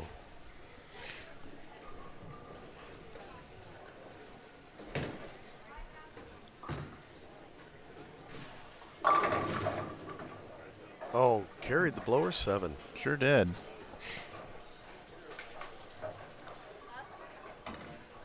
I can kind of see the scoring monitor from here. It looks like they've lost connection with the scoring monitor on the TV here on the left lane.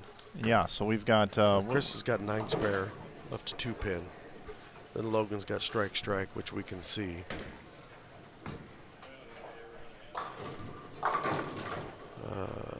There's that urethane hit you're talking about. Kind of gets to the pocket, doesn't quite go through him. Leaves the flat 10. Chris was the only other person from A squad joining myself to make this top 10 roll off. He bowled phenomenal today. He was only like 83 over. And you said he got to 294, so he must have bowled about 210 over for the 6 games today. That's pretty solid for what we were bowling on. Yeah, he bowled awesome.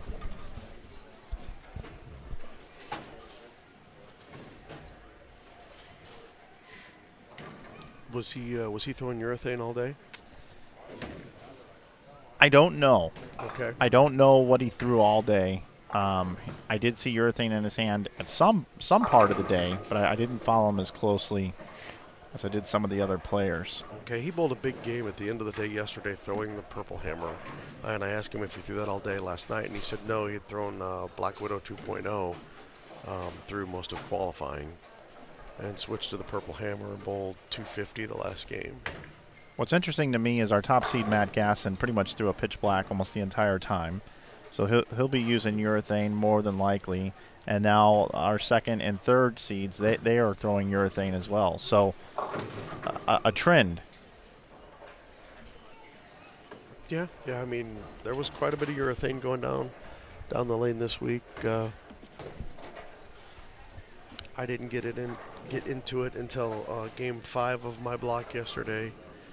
Kind of wish I'd started with it. I threw the new UC3 from Rotogrip all 7 games today, and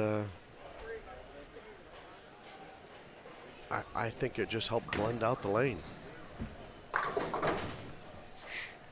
Logan with the spare on the 2 pin here. You don't need to keep his score.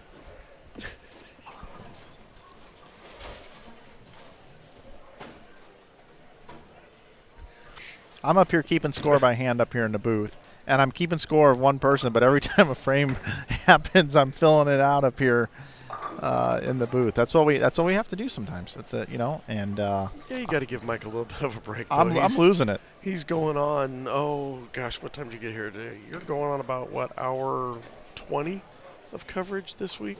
Yeah, something like that.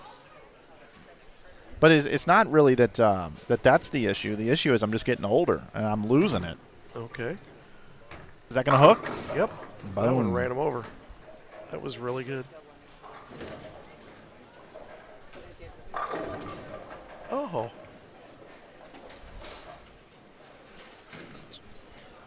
Rosie just showed me a picture. She took a bunch of Joe's old bowling shirts and made a quilt out of it. That's awesome. That's pretty cool. Oh, score came back on. Nope, back off. So he is on a strike working 9 spare strike. And that's a double now for Chris Wily. Yeah, basically got a tie match here.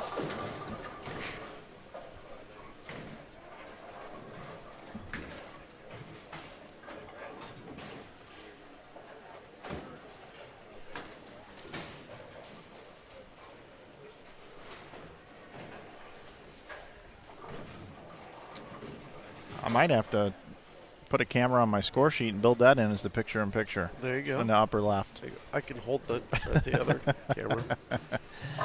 Oh, that looks pretty good. Oh, yeah. That was money. Tie ball game here. Even Steven. Both players have 69 in the third. Chris Wily has a strike in the fourth and the fifth. Logan Williams is a strike in the fourth. He'll be up in the fifth. Glad you're watching here today on Inside Bowling. Mike Flanagan, Tom Hess with you here from Cadillac XBC in Waterloo, Iowa. Appreciate you spreading the word, letting people know that you're watching. Hit that like button, subscribing to the channel. Certainly do appreciate it, everybody. Oh, that one looks a little further right. And it Got came there back. And swished. How far did that one get back from? From his reaction, he's definitely looking like he got a break there. Gasson was getting the ball back from that spot of the lane in game number 1 earlier today as well.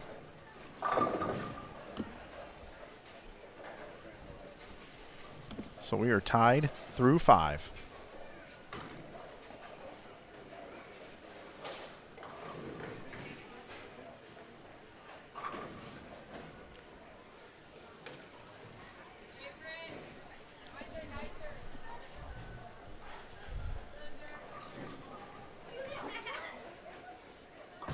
Oh, boy.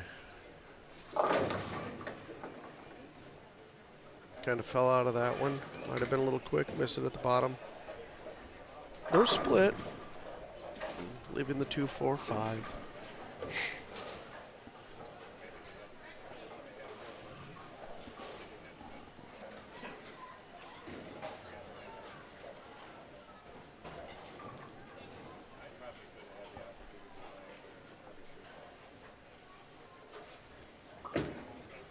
Hooked at it.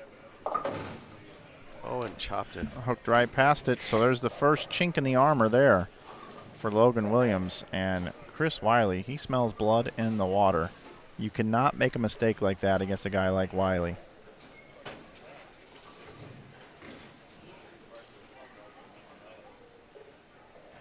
See if Wily can step up and capitalize. Take a lead in the match. Pretty good shot. It's that urethane hit. Yep. But you don't make the spare. Going to have a 14-pin lead.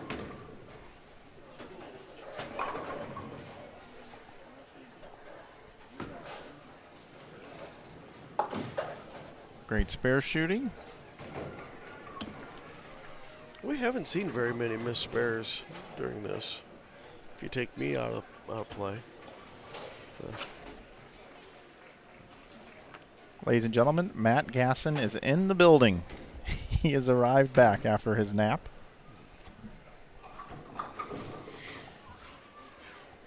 Yeah. What time did we get done? It's going on 10 till 4. About 12:30. It's going on 3.5 hours since he's thrown a bowling ball. Back to that urethane kind of, plaque 10.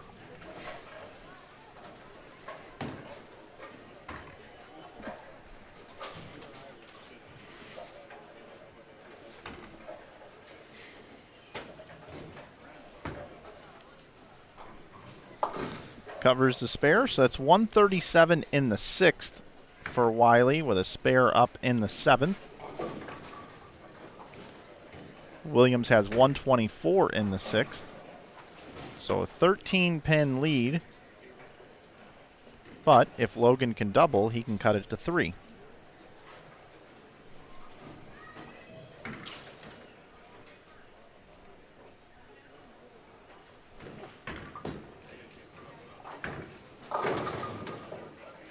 that light swisher again.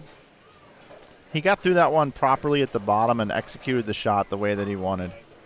Sometime, as Brad and Kyle would say, you have to spray and pray. And in that particular case, I believe that's what Logan did. Maybe a little firm with it. Pattern's real touchy, real sensitive with ball speed control. You talked about it earlier, Tom. His best shots are just a little bit slower than that, and they split the 8-9. Every once in a while, he gasses them a little bit. Yep. Right through the break, but can mix them up with the best of them. Is that one going to hook? Nope. 2-pin.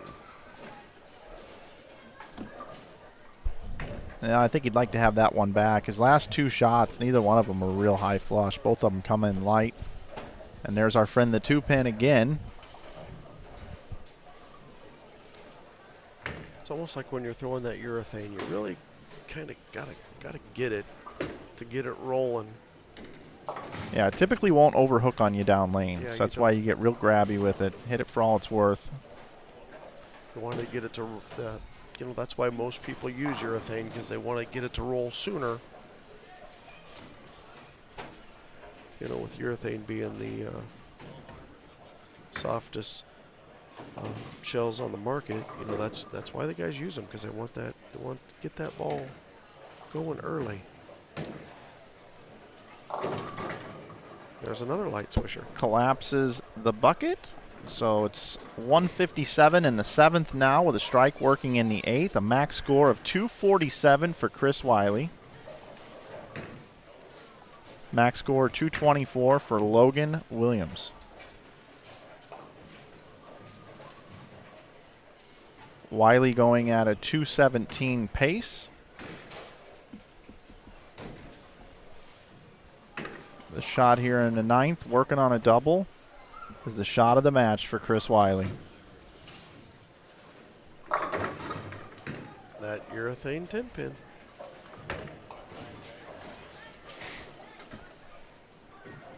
So with a spare here, he can max for 227. Logan Williams can get up in the 9th and 10th frame. Strike out, force Chris to throw a double in the 10th. That's if he makes this spare, and he does. 177 in the 8th with a spare working in the 9th. Again, that's 227 max score for Wily.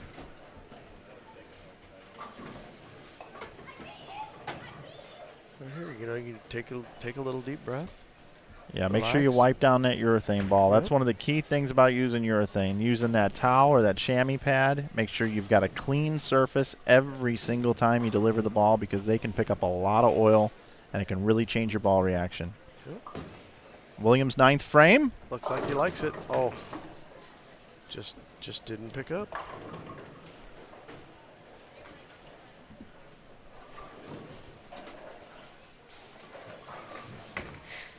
Wonder if he's going to change his plan of attack. He hooked at this spare last time and chopped the 2-4 off the 5. This time he goes straight at it. And only gets 2. Slides the 2-4 off the 5. So now the best Logan can do is 200.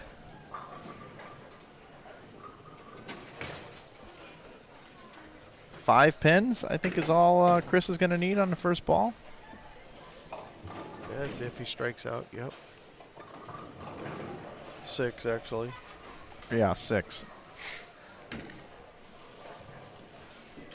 6 out gives him 199.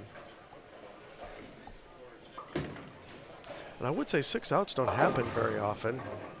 No. But we saw one a little earlier today. Rewind 3 hours ago, folks. We did see a 6 out.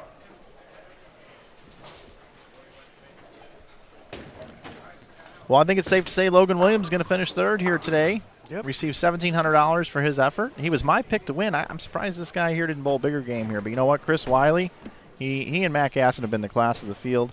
295 over and 299 over. Those are the two guys that should be bowling for the title. Absolutely. And they're going to be doing so here in just a couple of minutes. And, of course, the fill ball, when it doesn't matter, 10 back. 190 the final score for Logan Williams. Logan's a good guy. I'm glad to see him bowling good. Congratulations, bud, and I think you're going to see some more from Logan.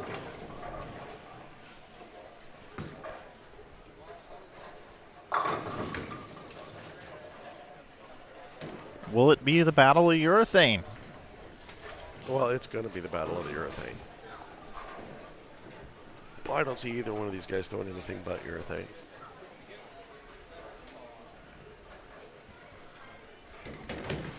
What's going to be the total of the match? Total of the match? Total of the match. He just struck for 230, right? 457. He'll have 227. 227, so that was 417. What's the title match going to be? 457. I'll take the under. Okay. For our friendship back? Yeah, for our friendship back. Okay. Yeah. If you win, you get the friendship back. And if I win, I get the friendship back. Okay. We should get some bracelets, like some buddy bands. Tied together bowling instead of inside bowling. Bonded bowling. There you go. Bonded bowling. Bonded bowling right here. 227, the final score for Chris Wily, 190 for Logan Williams. Congratulations, Logan, for finishing third. Chris Wiley is going to bowl for the title against Matt Gasson coming up here on Inside Bowling.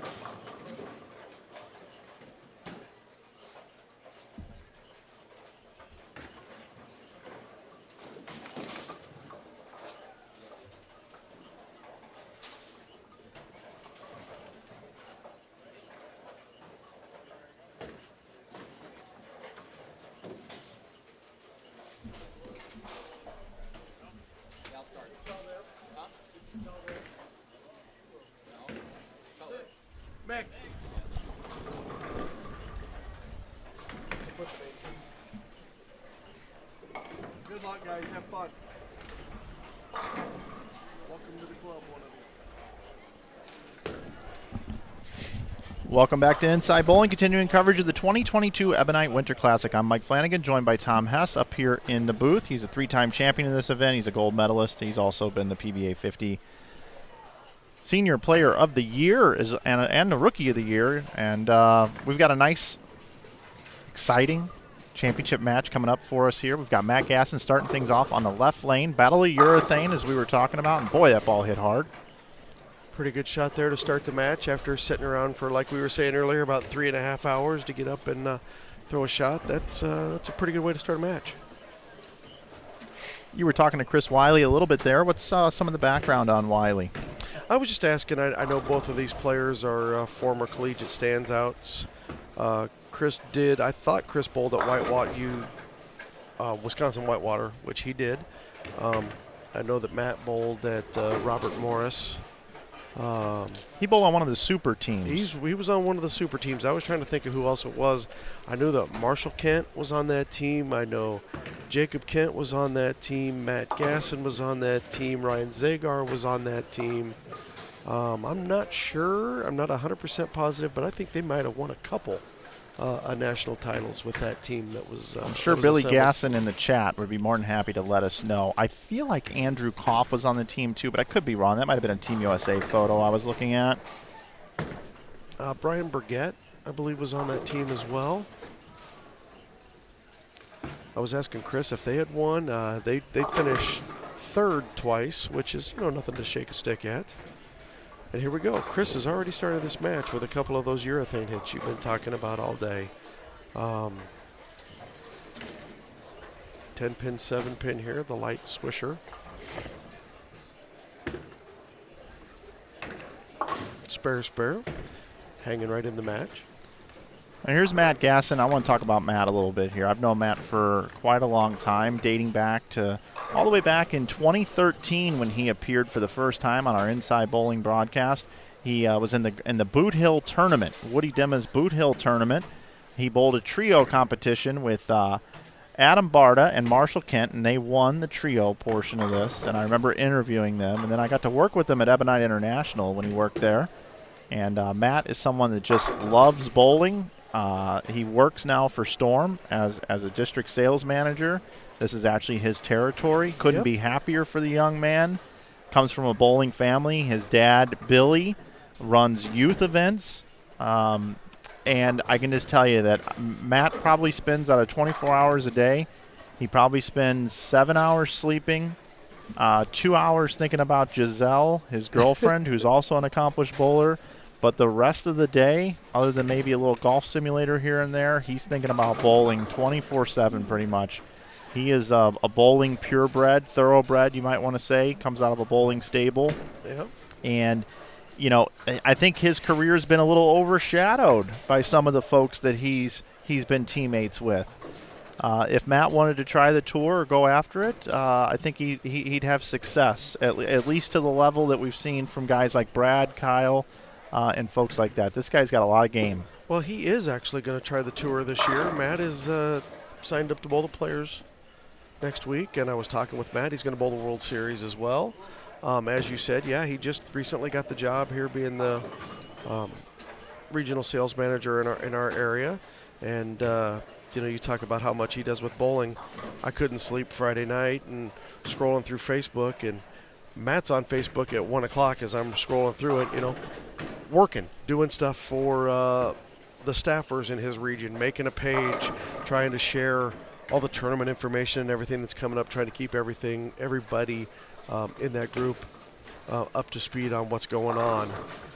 Yeah, as we see here, Matt starting with 3 dead flush shots. He's throwing the fast pitch, as we predicted, and Chris finally getting his first strike. Chris is throwing the purple hammer.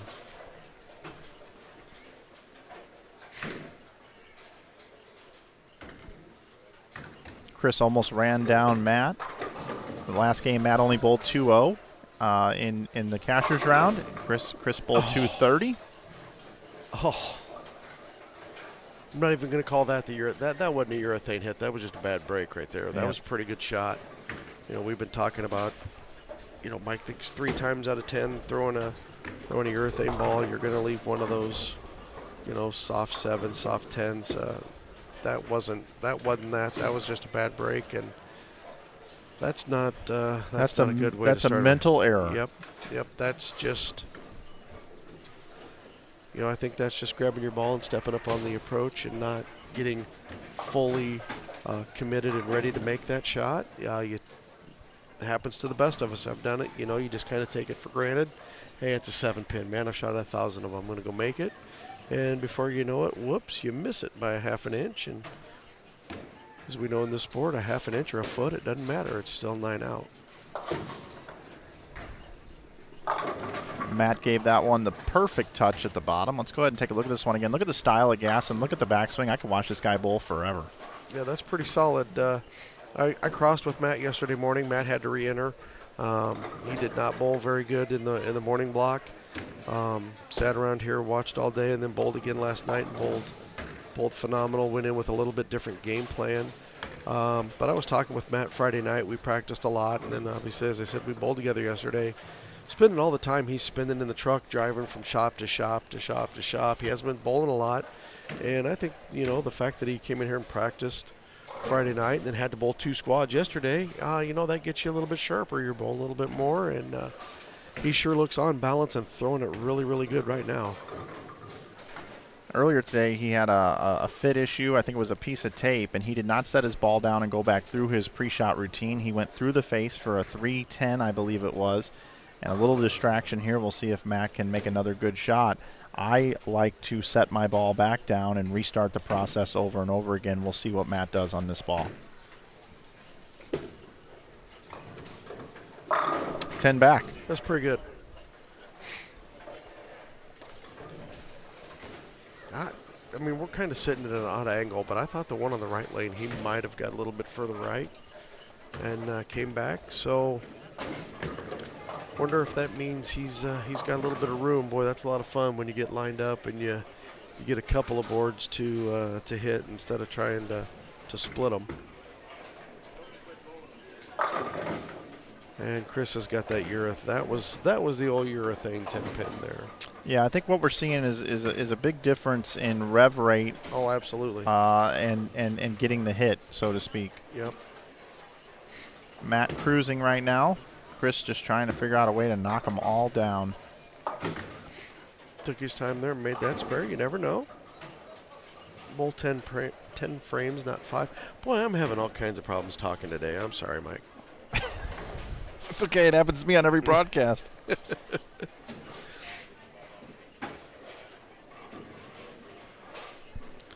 I think we're kind of getting into must strike here. Chris is going to need to throw some kind of string here at Matt to even make him think about having a problem here. Got that one to go. Same hit the last time on that lane left 7-pin. Actually, the one that left 7-pin might have been a little bit more up into the pocket, a little bit better. Matt's hair game is on point today as well.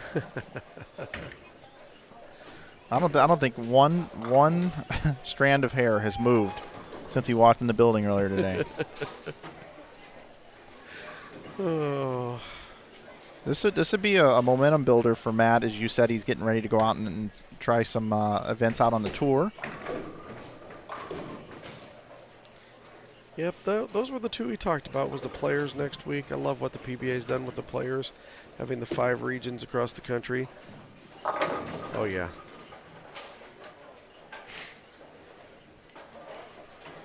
He's got such a great release at the bottom.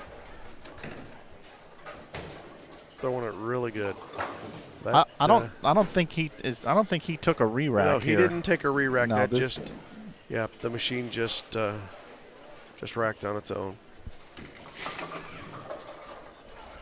Gassing perfect through 6. Dare I say it? No, don't say it. Don't even bring it up.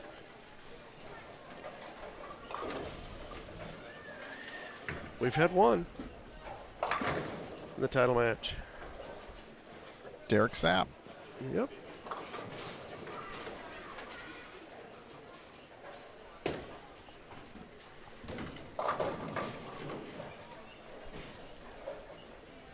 Matt also playing right, has to kind of walk around the ball return. Look at how close this bowling ball comes to the return itself.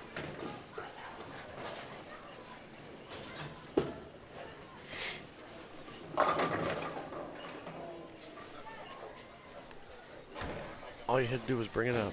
Yeah, I know. All you had to do. 7-10. Well, hey, we need a highlight clip right here. We need something cool. We do, right here. We need something cool. And this time we won't have to voice it over after it happens. We can do it in the moment. Oh, don't let our secret out, Mike. Gassing at the 7-10. He's got a shot. Oh, okay. Well, end over end roll. All that excitement for nothing. Yep. A2 pin setters, I like the way they bounce out here. So Gasson can still bowl 266. He's going at a 236 pace. And Chris Wily can bowl 237. Yeah, we're already here at another must-strike shot. Now, he rolled that one real nice. Yes.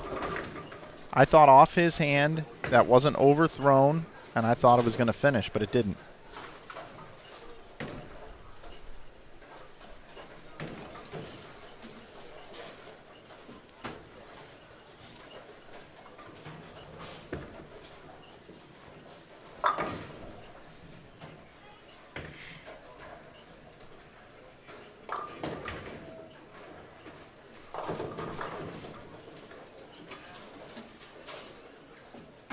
The math is still there. It's not over yet. But we're starting to run out of sticks. Yeah. Max score now 217 for Chris Wily.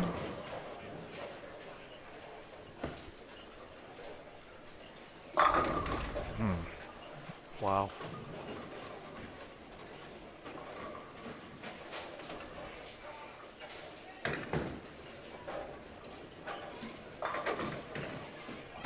Just a little bit of difference in the angle. It looks like, to me, like Matt's ball's just coming off of it a little bit more and still going a little more sideways down lane, where Chris's is rolling more end over end and just not going through the pins quite as good on this pair.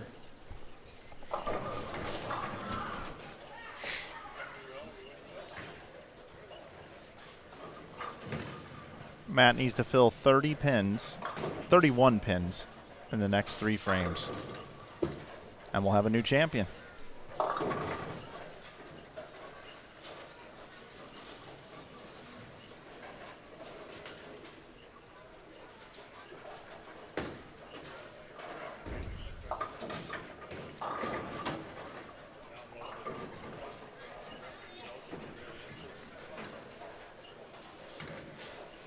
.36 should be pretty routine.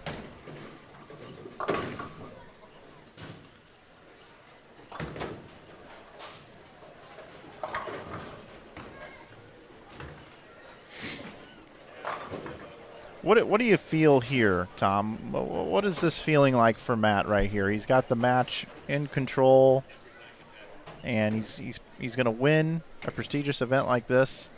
You know, he's just trying to stay right here in the moment. You know, go make one more good shot. That right there is pretty good. That'll just about wrap it up. Got 2 shots to get 1 pin. I think we can call it. And that's if Chris strikes out. Yeah. Might have enough already.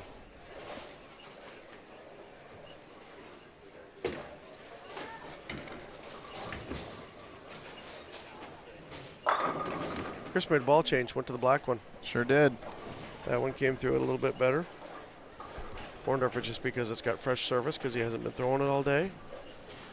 Makes a difference. Sure does with them urethane balls. You know, at team trials this week, they changed the rules to make it like the international rules, where if you were throwing urethane, you could sand it after every game. You can't do it in the middle of the game. Really? But you could do it between games. Interesting. Yeah. I wonder why that rule came into play. That's the way it happens in the world stuff.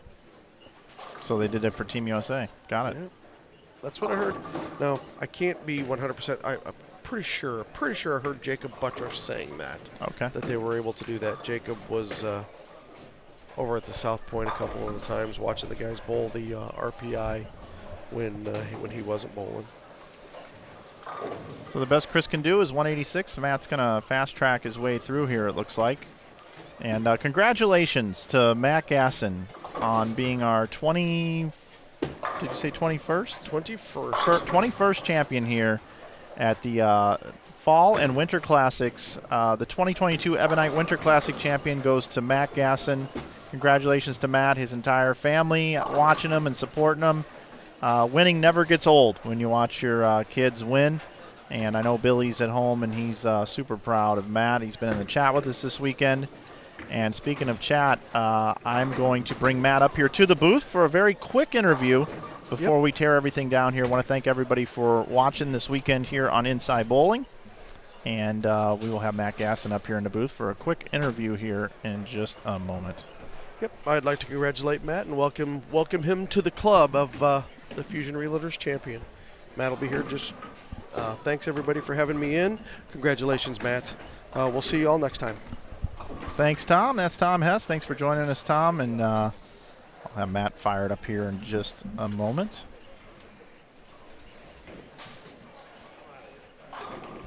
It's been a while since I've been in here with you. Bring it into the booth. I was just talking, Matt, about 2013 Boot Hill tournament. You and Marshall and Adam Barta. Remember that one? I do. Yeah, that memory pops up on Facebook every year. Yeah, it's pretty awesome. That was cool. Well, Bud, we know each other very well, and that was a little of an emotional one for me there watching you win here. I don't know how much bowling you've really been doing recently, but I know you got a lot of plans coming up here in the future. What is this one like to win for you? I mean, obviously it's cool. This is a big event here in the Midwest. I really didn't have any expectations coming in because I was kind of just using it as a tune-up for next weekend because, like you said, I haven't been bowling a lot. Next weekend's 28 games in 2 days, so just wanted to try and get a format in where I could get some practice in and try and get my legs under me for next weekend. And I found some ball reaction in the second block yesterday and was able to take advantage of it. So, did you think this pattern or this event coming here was going to be as hard as it was from a scoring pace standpoint? I didn't know what to expect because I'd never bowled it before. I had a feeling we bowled the tournament here in this center about a month ago, but it was on a house shot, and I ended up throwing urethane here on the house shot also. So I had a feeling that with it being 39 feet, I'd be throwing urethane, but I don't think I expected the scores to be as low as they were. I thought they'd be a little more scoreable, but worked out. The other time I remember you bowling on our broadcast, I think, was at the Bradley. The Bradley, and then I made the show at your tournament right. too. Yeah, yeah, you bowled against Rob. I did. Yeah, that's right. That's when he ran over all his friends. Yeah, I doubled in the 10th to make him strike in the 10th, and he struck me did what Rob does. Yeah. He did the strike. So. Bo Burton was on the call. Yeah. And didn't he say that you threw a knuckler? Cutter. A cutter. He said I was the best spare shooter he'd ever seen. I'm glad he didn't watch me today. That's awesome. That's right. I remember that now. Yeah, my memory's going, man. Yeah. It really is as I get older. Hey, man, congratulations on bowling so great. Thank you. Getting this win. I wish you nothing but the best going forward this year. I'm sure, your dad was watching, family was watching. I'm sure you have some people to thank, and this is your opportunity to do so now. Sure. Yeah, I mean, obviously, thank you to my employer and my sponsors, of course, Storm, and thank you to all the sponsors of this tournament. Thanks to Joe. Joe does a great job running the GIBAs here in all throughout Iowa. Thank you to everyone, Giselle, my parents, so. Thank God for urethane. thank God for urethane. I might make a T-shirt that says that if you don't mind. Yeah, little Jesus coming down. we can do that for you. Hey, hang out with me here while I say goodbye to everybody. Hey, sure. Everybody, thanks for watching our broadcast here this weekend. Congratulations to this guy, Matt Gasson, on taking this one home. Let's all cheer for him moving forward here in 2022 for him to have the best bowling career year of his entire life. I want to thank everybody for watching, everybody that participated in the chat this weekend for all of our hours of coverages. I want to thank Cadillac XBC and the whole entire staff here for hosting the event, putting aside their open play for a competitive bowling event. Absolutely. Yep. Fran and Rich Amy and the entire staff here. Yep. Absolutely, and then we want to thank, of course, as you said, Joe and Rosie and Greg and Jennifer for all that they do for bowlers and for bowling, giving up their weekends running these events. Great events. And, of Great course, events. our great sponsors, all of them, which I'd like to read off real quickly here. Sure. Ebonite, our title sponsor. Next time you're considering a bowling ball purchase, make sure you consider an Ebonite bowling ball. USA Mortgage, Waterloo Convention and Visitors Bureau, Budweiser, the OP Restaurant on Ridgeway, Infusion Bowling. Don't forget you can save 25% over there with coupon code GIBA. You can save 25%. Kwik Star, Kwik Trip. Fill up your gas tank on the way out of here. Go to Kwik Star and Kwik Trip, Matt. And then also the Hampton Inn. That's where I stay every time I come up here. And, hey, everybody, don't forget you got to like this video. You got to subscribe to our YouTube channel. Follow us on social media. We would certainly appreciate that. So for everybody here in Waterloo, this guy right here is your champion, the 21st champion of the Winter and Fall Classics. My name is Mike Flanagan. I'll see you in March when I'll be back on the airwaves at the Southland Bowling League Championships down in New Orleans. So that's going to be a fun one for me. Everybody travel safe home. If you're watching on your way home after you bowled this event, and everybody that's out there just watching in your living rooms, enjoy the rest of your Sunday. Have a great work week, and we will see you on our next broadcast. Have a good day, everybody. This is when I yell at the people in the truck to put the graphic up. Guys, seriously, can we one time get this graphic up in a hurry? Thank you. Finally.